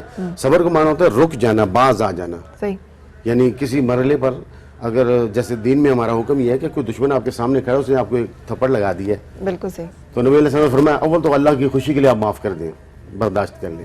لیکن اگر وہ دوسرا مارنے لگے تو اس کا ہاتھ پکڑ کے آپ 2 لگا دیں اس کو، تاکہ اس کو پتہ رہے کہ اتنی طاقت مجھ میں بھی ہے.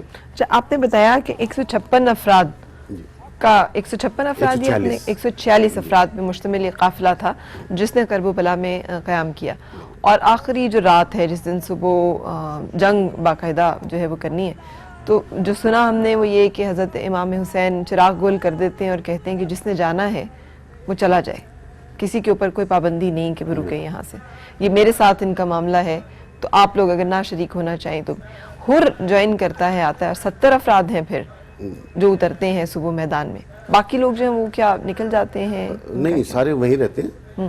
72 کا یہ جو ایک تصور ہے ہمارے ہاں، یہ تاریخ میں تھوڑی سی اختلافات کی باتیں بھی ہیں تعداد کے لحاظ سے۔ صحیح، اکثریت جو ہے وہ 146 پر متفق ہے۔ ٹھیک ہے، 72 کے حوالے سے اگر میں ویسے ہی سمجھانا چاہوں تو یوں سمجھ لیجیے کہ یہ وہ اہل بیت نبوت کے قریب ترین لوگ ہیں، ٹھیک ہے، باقی رفقا ہٹا کے صحیح، یہ سارے کے سارے شہید ہوئے تھے۔ ٹھیک ہے، صرف آپ اہل بیت نبوی کا ایک گھرانہ، ان میں سے چند افراد، وہ چند افراد میں امام زین العابدین ہے، آپ کی خواتین ہیں۔ خواتین میں 2 نام تو معروف ہیں، لیکن باقی نام ہمیں اس لیے معلوم نہیں کہ وہ خیمے سے باہر نہیں آئے ہیں، ٹھیک، خیمے میں رہے ہیں۔ ان تمام تر خواتین کے بارے میں ہم جب پڑھتے ہیں تو بہت سے حوالے میں ملتے ہیں، لیکن سیدہ سکینہ رضی اللہ تعالیٰ عنہ اور سیدہ زینب رضی اللہ تعالیٰ عنہ، ان کے واقعات اور ان کی شجاعت اور ان کی بہادری، اور خاص طور پر سیدہ زینب کے وہ خطبات، افسوس کہ ہم نے کبھی مطالعہ نہیں کیے، کبھی ہم ان کے وہ خطبے کو اٹھا کر عربی میں ہی صرف دیکھیں اور ترجمہ پڑھ لیں اور عربی کو صرف دیکھیں۔ کس خطبے کا ذکر کر رہے ہیں جو انہوں نے یزید وہ یزید کے دربار میں میں جو دیا تھا، یعنی واقع کربلا کے بعد جب یہ کوفہ پہنچے تھے تو وہاں پر اور شام میں انہوں نے جا کر جو خطبات دیے، یعنی اب ایک خاتون ہونے کے ناطے آپ کو قید تو کر دیا گیا تھا، قید کرنے کے بعد جو ظلم و ستم کیا، جیسے وہ آپ نے کہا نا کہ 9 محرم کی رات امام حسین نے مجمع سب کو جمع کیا، تو سارا دن جو گفتگو ہوتی رہی اس میں بار بار بات آ رہی تھی کہ بھئی سب سے یہ آخری آپشن ہے کہ بیعت کر لیں آپ۔ تو آپ نے فرمایا کہ بیعت کے علاوہ یہ بھی تو ہو سکتا ہے کہ رات اگر ہم واپس چلے جائیں، ہم آپ کو نہیں چھیڑتے، آپ سے کوئی جھگڑا نہیں کرتے، کوئی بات نہیں کرتے۔ یہ بات جب ابن زیاد کو پہنچائے گی اور وہاں سے پھر یزید تک بات کی، تو انہوں نے کہا کہ اب اس کے اندر تو ہماری کامیابی نہیں ہے، یہ واپس چلے بھی جائیں گے تو بہرحال ہمارے سر پر ہی رہیں گے، تو لہٰذا بس ان کو، یعنی وہ بضد تھے کہ بیعت کی جائے۔ اب ضد پہ اڑ گئے تو اس کا ضد کا کیا مقصد ہو سکتا ہے کہ یا تو یہ بیعت کر لیں یا پھر لڑنے کے لیے تیار ہو جائیں۔ تو امام حسین نے اس آخری منظر میں، کیونکہ اب یہ صرف 2 باتیں کر رہے ہیں کہ یا تو لڑ لیں تو یا پھر بیعت کر لیں، تو آپ نے اس وقت تمام مجمع کو جمع کیا اور اس شام میں آپ نے جو بات چیت کی، اس بات چیت میں آپ نے کھلے طور پر کہہ دیا کہ یزید یہ ہے، اس کا کردار یہ ہے، کیا میں اپنا یہ ہاتھ کہ جس ہاتھ کو مصطفیٰ کریم سے میرے نانا چومتے رہے، میں یہ ہاتھ ایسے شخص کے ہاتھ میں دوں کہ جس کے ہاتھ میں سوائے گناہ کے اور کچھ نہیں ہے؟ کیا یہ میرا ہاتھ اس ہاتھ میں سجتا ہے؟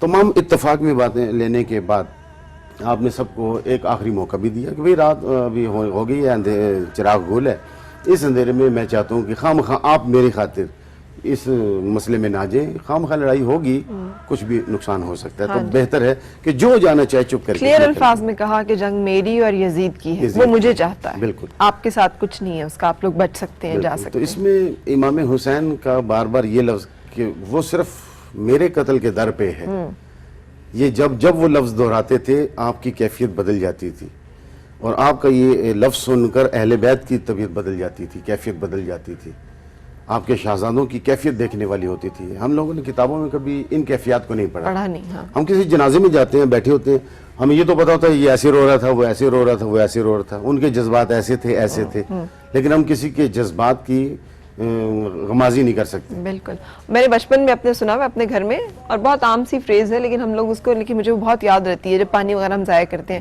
تو میری اماں کہا کرتی تھی پانی پیو تو یاد کرو پیاس امام کی، کہ ہمیں اگر ان کیفیات کا پتہ رہے کہ کیا۔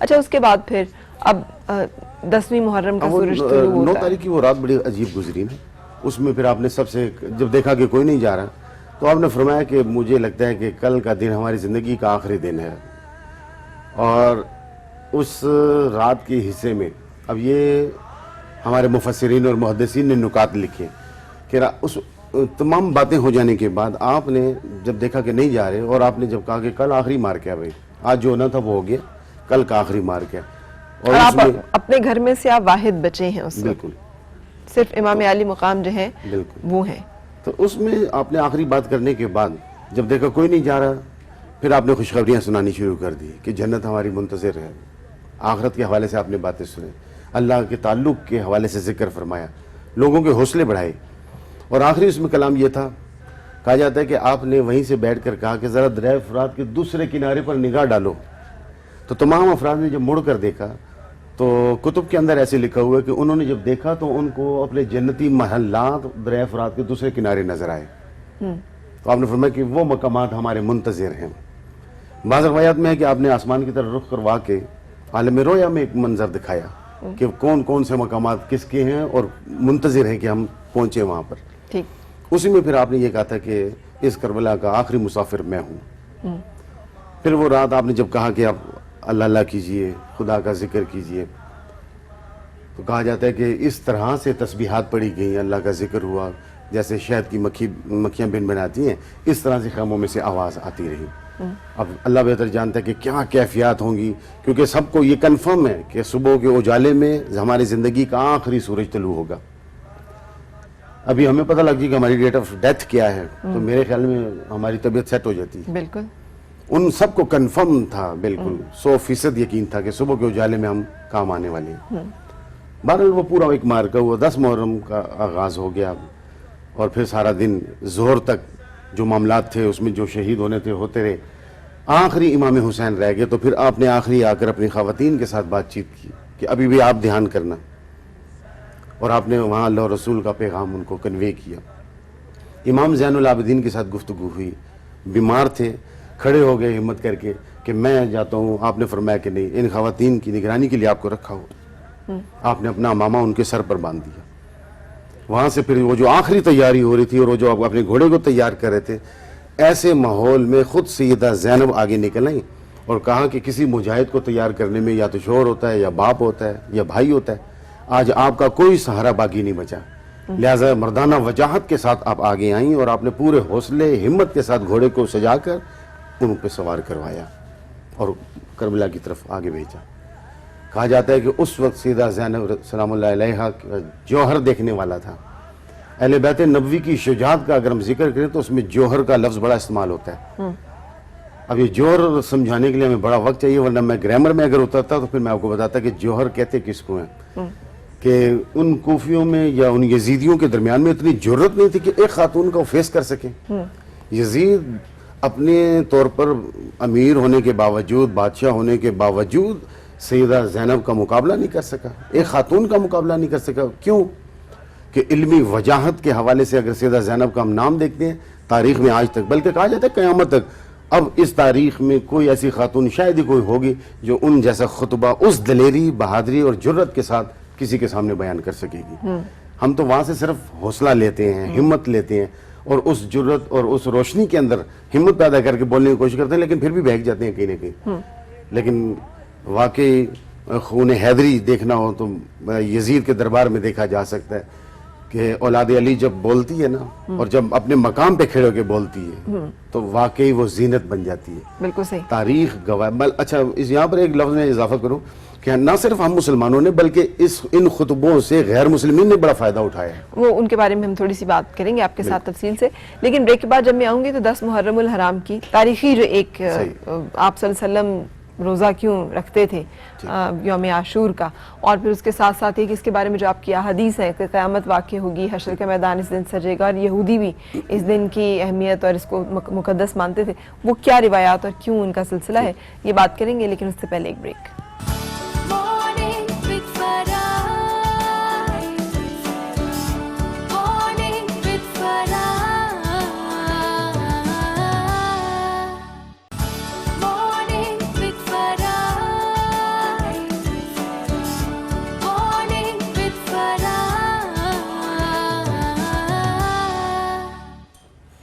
خوش آمدید. 8 محرم الحرام کے حوالے سے آج ہماری گفتگو کا سلسلہ جو ہے واقعہ کربلا، اور میرے ساتھ ہیں پروفیسر ڈاکٹر طاہر قیوم صاحب. ہم بات چیت کر رہے ہیں.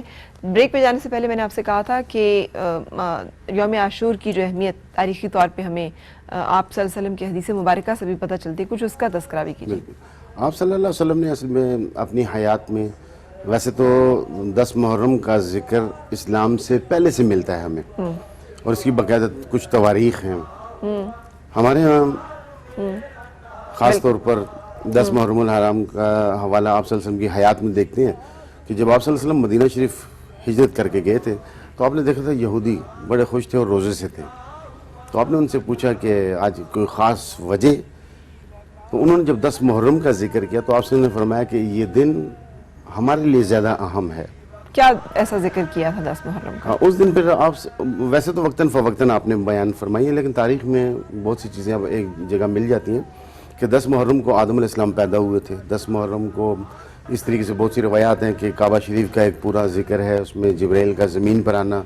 10 محرم کو بہت سے انبیاء کی ولادت کا دن ہے. بہت سے جگہوں پر ہم دیکھتے ہیں کہ جیسے فرعون سے نجات دی گئی موسیٰ علیہ السلام کی قوم کو، اس میں 10 محرم کا ذکر ہے. ابراہیم علیہ السلام کا ذکر ملتا ہے 10 محرم کے حوالے سے.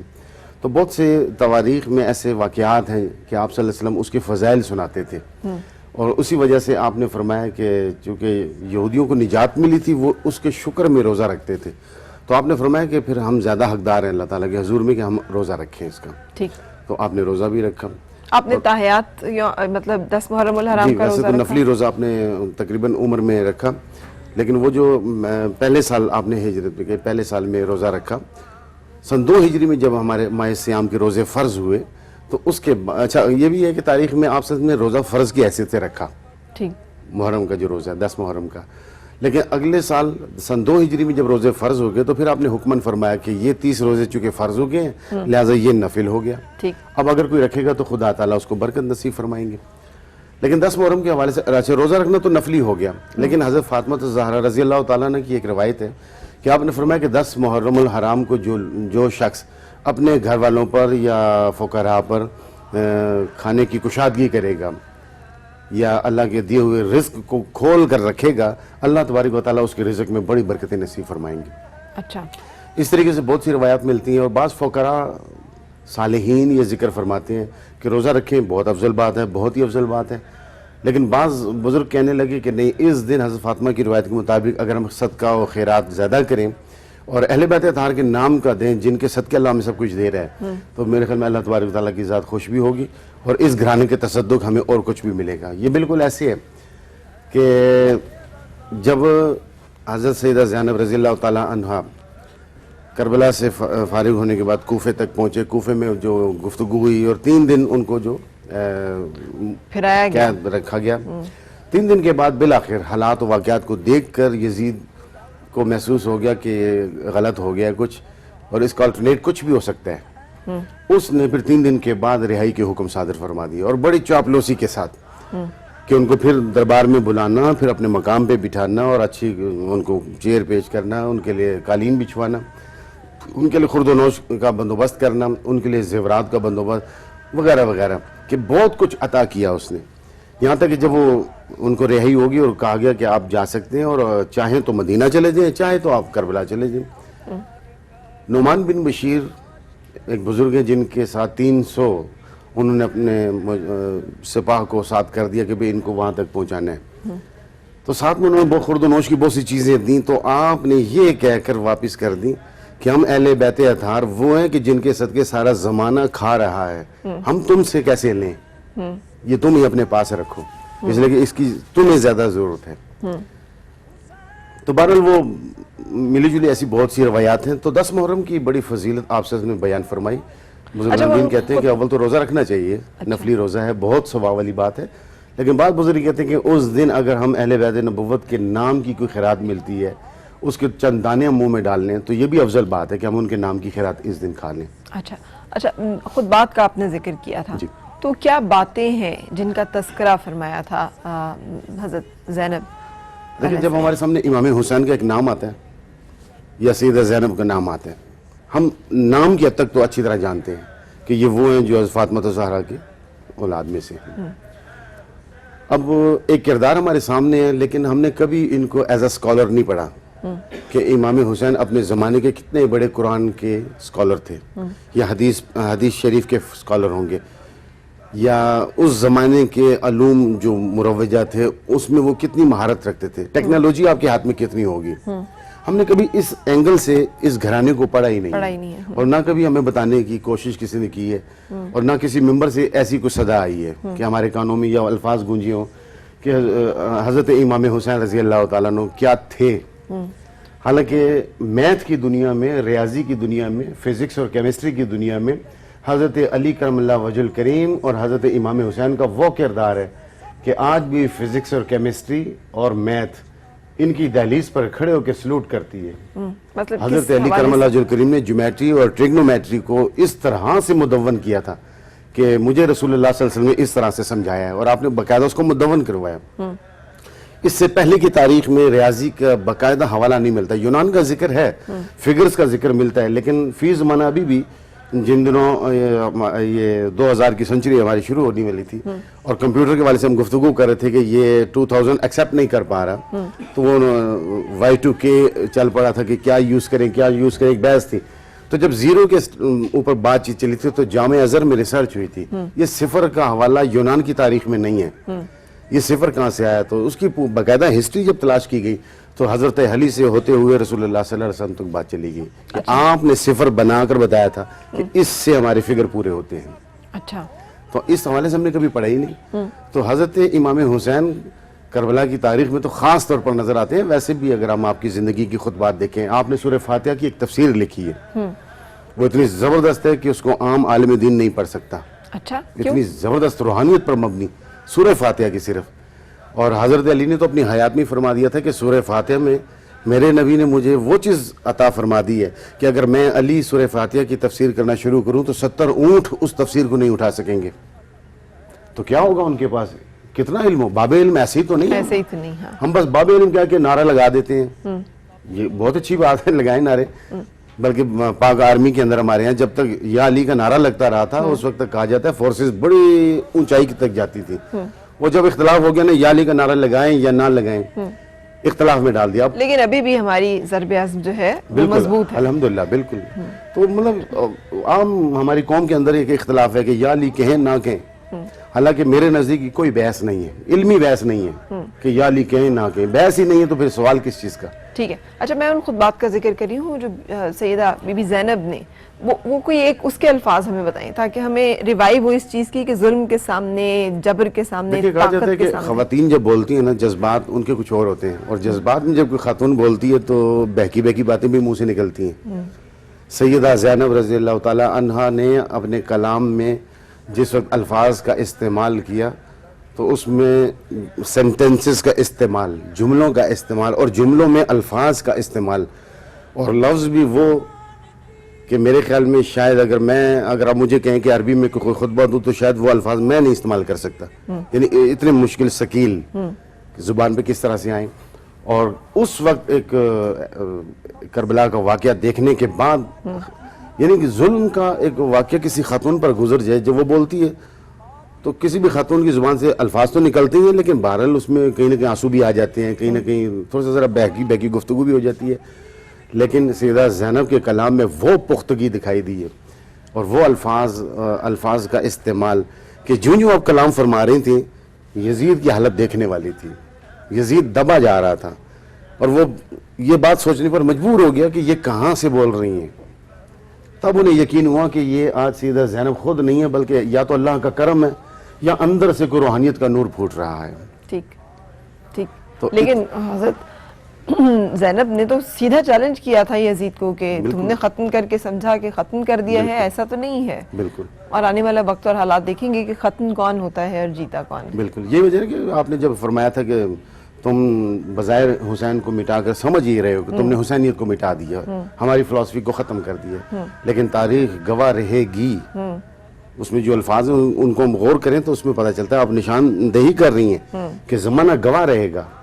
اور آج بھی اگر آپ عراق جائیں، اور عراق میں خاص طور پر، ویسے تو عرب میں دیکھا گیا ہے لیکن عراق میں خاص طور پر کربلا کے قرب و جوار میں جو لوگ رہتے ہیں ان دنوں میں خاص طور پر وہ جو پانی کی سبیلیں لگاتے ہیں تو وہ ایک بینر پہلے لگاتے ہیں، اس کے اوپر لکھا ہوتا ہے اذکر العطش عطش الحسین، کہ پانی پیتے ہوئے آپ حسین کی پیاس کو یاد کیجیے. میں نے بتایا نا کہ ہمارے گھر میں کہا جاتا تھا کہ پانی پیو تو یاد کرو پیاس امام کی. ان دنوں وہ زیادہ تر یہ چیز روایت کرتے ہیں، وہاں پر بتاتے ہیں. بالکل. اور کتنا ہمارے ہاں بھی اچھا یہ کلچر تھا کہ ہم کوئی تفریق کے بغیر کہ شیعہ کون سنی، اس لیے کہ ہم سب حسینیت کے تو قائل ہیں ہی، ہم سب اہل بیت سے محبت تو اپنے دل میں رکھتے ہیں، اور رسول پاک صلی اللہ علیہ وسلم کے تمام صحابہ کرام، تمام ان کی اسوہ کی محبت. تو یہ جو تفریق اور نفرت ہمارے ہاں دشمنوں نے پھیلائی، یہ سبیلیں لگا کرتی تھیں ہمارے یہاں، بالکل قافلے چلا کرتے تھے، اور اسی طرح سے لوگ بڑھ چڑھ کے اس اب میں دیکھیں نا کربلا کا کتنی خون ریزی دیکھی آپ نے. ہاں. اور خواتین حضرت سکینہ 7 سال کی ہیں، اس بچیوں کا ایسا منظر دیکھنا کیا ہوتا ہے، اور سیدہ زینب کا یہ منظر دیکھنا کیا ہوگا. اس کے باوجود کربلا سے لے کر کوفے تک اور پھر کوفے سے مدینے تک جو لٹا ہوا خاندان جا رہے ہیں نا، تاریخ گواہ ہے کہ اتنا کچھ ہو جانے کے باوجود آپ کسی ایک کا ایسا نام دریافت نہیں کر سکیں گے تاریخ میں کہ کسی ایک شخص کی نماز قضا ہوئی ہو. سوچنے کی بات ہے کہ لٹا ہوا خاندان ہے، ان کو دوپٹے کی فکر ہوگی، ان کو اپنے جسم کی حیا کی فکر ہوگی، اور اس وقت کہا جاتا ہے کہ جس طریقے سے انہوں نے باندھا یا جو ظلم کی ایک انتہا کی، تو ایسے میں بھی ایک شخص کی نماز قضا نہیں ہوئی. اچھا، اور ہم دیکھتے ہیں کہ حضرت امام حسین علی مقام سرتن سے جدا کر دیا جاتا ہے، لیکن ایک یہودی تکریم کرتا ہے، وہ پہچانتا ہے کہ رتبہ کیا ہے، مقام کیا ہے. سو بدقسمتی ضروری نہیں کہ جو کلمہ گو یا نام لیوا لوگ ہوں ان کے اندر بھی وہ احترام یا وہ تکریم، وہ جذبہ اس طرح سے موجود ہو جس طرح سے ہونا چاہیے، بلکہ غیر مسلم نے بھی فائدہ اٹھایا. یزید کی دربار میں جب امام علی پاک کا سر رکھا گیا تھا تو وہ غیر مسلم، کیونکہ انہوں نے بہت سے سفیروں کو بلا کے کھڑا کیا ہوا تھا پہلے سے، اس میں ایک رومی سفیر تھے. انہوں نے جب یہ منظر دیکھا تو انہوں نے پوچھا بھئی یہ کون ہے، کس کا سر ہے؟ ان کو بتایا گیا کہ یہ محمد صلی اللہ علیہ وسلم کے نواسے کا سر ہے. تو اس نے وہاں پر کہا کہ لعنت ہے تجھ پر کہ تم نے اپنے نبی کے نواسے کا بھی لحاظ نہیں کیا. تو ایک شخص نے ان سے پوچھا تھا کہ آپ کو کیسے پتا چلا کہ یہ عظیم سر ہے؟ اس نے کہا جو نور اس میں سے نکل رہا ہے وہ میں دیکھ رہا ہوں. وہ غیر مسلم فائدہ اٹھا رہا ہے. اور اسی طریقے سے وہ چلتے ہوئے جہاں ایک مرتبہ رکھا گیا تھا جہاں یزید نے وہ لاٹھی سے آپ کے ہونٹوں کو چھیڑا تھا، تو وہاں بھی ایک یہودی عالم نے یہ کہا تھا کہ رات آپ اپنے پاس نہ رکھو، یہ جو کچھ آپ کر رہے ہو نا مجھے اچھا نہیں لگ رہا، لہٰذا میں چاہتا ہوں کہ اتنی میرے سے مال دولت، چونکہ وہ جانتا تھا کہ لالچی آدمی ہے، اتنا مال دولت یہ میرے سے لے لو، ایک رات یہ مجھے اپنے پاس رکھنے دو. اور اس نے رکھا، اور پھر اسی کی روایت ہے کہ ساری رات میں نے دیکھا کہ پرندے گردا گرد چہچہاتے رہے، ایک نور نکلتا ہوا دیکھا. اور یہاں سے ہمیں یہ بھی پتہ چلتا ہے کہ طاقت کے نشے میں انسان کیا کیا کچھ کر گزرتا ہے. جب اس کے سر پہ دماغ پہ طاقت کا، حکومت کا، اقتدار کا، ظلم کا ایک نشہ طاری ہوتا ہے تو اس وقت وہ کس حد تک جا سکتا ہے. یزیدیت جو ہے وہ استعارہ ہے اس چیز کا. ہم ایک بریک کے لیے رک رہے ہیں، اور بریک کے بعد پھر آپ سے ملاقات کچھ ایسے لوگ جنہوں نے کہ اپنے انداز میں بیان کیا ہے واقعہ کربلا کو، ان سے ملیں گے.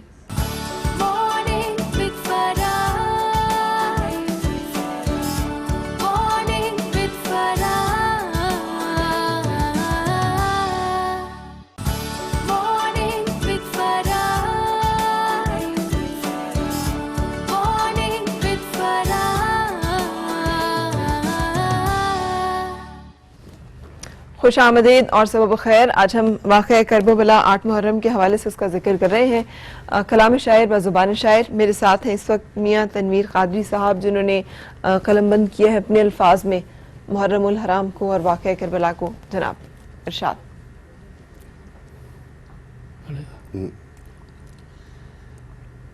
تشنا لب فرات جو آلے نبی رہی، تشنا لب فرات جو آلے نبی رہی، کس حوصلے سے چشم فلک دیکھتی رہی، تشنا لب فرات جو حال نبی رہی، عقبہ بچھڑ گیا کبھی، اصغر بچھڑ گیا کبھی، اکبر بچھڑ گیا، دل پر بنی رہی کبھی جاں پر بنی رہی دل پر بنی رہی کبھی جاں پر بنی رہی خنجر سوار دوش پیمبر پہ جب چلا خنجر سوار دوش پیمبر پہ جب چلا فرتے علم سے نبض دو عالم رکی رہی فرتے علم سے نبض دو عالم رکی رہی تشنا لب فرات جو آلے نبی رہی کس حوصلے سے چشم فلک دیکھتی رہی تشنا لب فرات جو آلے نبی رہی سبحان اللہ ثاقب اکبر صاحب، کیا خوبصورت انداز میں آپ نے سوگ اور مرثیہ جو ہے وہ تحریر بھی کیا ہے اور آپ نے ہمیں سنایا بھی ہے، جزاک اللہ جناب۔ اچھا، میاں تنویر قادری صاحب تھے۔ ثاقب اکبر صاحب آپ سے اب ہم درخواست کریں گے چند اشعار ہیں جو ماہ محرم کی مناسبت سے۔ چاند ابھرا ہے ادھر ماہ محرم آیا، چاند ابھرا ہے ادھر ماہ محرم آیا، اس طرف سینے میں بے ساختہ ایک غم آیا۔ کون عنوان ہوا ہے کہ فلک خون رویا، سبحان سبحان کون عنوان ہوا ہے کہ فلک خون رویا، کس کی یاد آئی کہ پھر گریہ پہم آیا۔ واہ، پیاس کا خون کا اور آگ کا منظر ابھرا، پیاس کا خون کا اور آگ کا منظر ابھرا، آہ کا اشک کا فریاد کا موسم آیا۔ سبحان اللہ سبحان اللہ۔ عرصہ حشر میں شبیر کا رہوار چلا، عرصہ حشر میں شبیر کا رہوار چلا، آگے آگے میرے عباس کا پرچم آیا۔ سورہ کاف سرے نیزہ پڑی اور پھونکی، واہ سورہ کاف سرے نیزہ پڑی اور پھونکی، یوں تنے مردہ امت میں نیا دم آیا۔ واہ، آپ سا بزم جہاں میں کوئی دیکھا نہ سنا، آپ کے حرصبی عالم میں کوئی کم آیا۔ واہ، اور آخری شعر ہے، پھر تو تاریخ بشر اس کے قدم سے پھوٹی، پھر تو تاریخ بشر اس کے قدم سے پھوٹی، کربلا تجھ پہ عجب وارث آدم آیا۔ واہ، بہت چاند شکریہ، ابھرا ہے ادھر ماہ محرم آیا۔ بہت شکریہ پروفیسر ڈاکٹر طاہر قیوم صاحب، آپ کا میاں تنویر قادری صاحب، آپ کا جناب ثاقب اکبر صاحب، آپ کا، آپ سب لوگ یہاں پہ تشریف لائے۔ ایک چھوٹی سی بات کہتے ہوئے، نبی پاک صلی اللہ علیہ وآلہ وسلم امتی میری امت کہا کرتے تھے ہمیشہ، اور امت میں تفریق نہیں ہے کہ کون زیادہ حسین کو ماننے والے ہیں اور کون کم، ہم سب ایک نبی کے ماننے والے ہیں اور حسین ہم سب کے ہیں۔ سو نفرتیں پھیلانے والے جو لوگ ہیں ان کو پہچانتے ہوئے کہ ہم میں سے نہیں ہیں، یہ دشمن ہے اور وہ چاہتے ہیں کہ ہم ایک دوسرے کے ساتھ جو ہے وہ نفرت برتے، جبکہ ہمیں ایسا نہیں کرنا۔ بہت ساری دعائیں، اللہ تعالیٰ نہ صرف یہ دن بلکہ ہر دن امن کے ساتھ گزارے اور اللہ تعالیٰ ہم سب کو اپنی حفاظت میں رکھے۔ میں آپ سے اجازت لوں گی اس دعا کے ساتھ، آپ کی ہر سب خوشگوار ہر خوشگوار سب کا انجام بخیر ہو۔ ملاقات ہوگی انشاءاللہ اب منڈے کو، اپنا خیال رکھیے گا، اللہ حافظ۔ کرم مانگتا ہوں، عطا مانگتا ہوں، الہی میں تجھ سے دعا مانگتا ہوں، کرم مانگتا ہوں،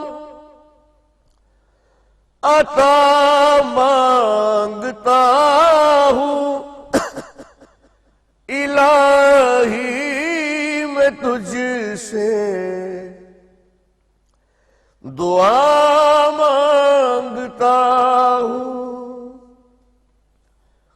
عطا کر تو شان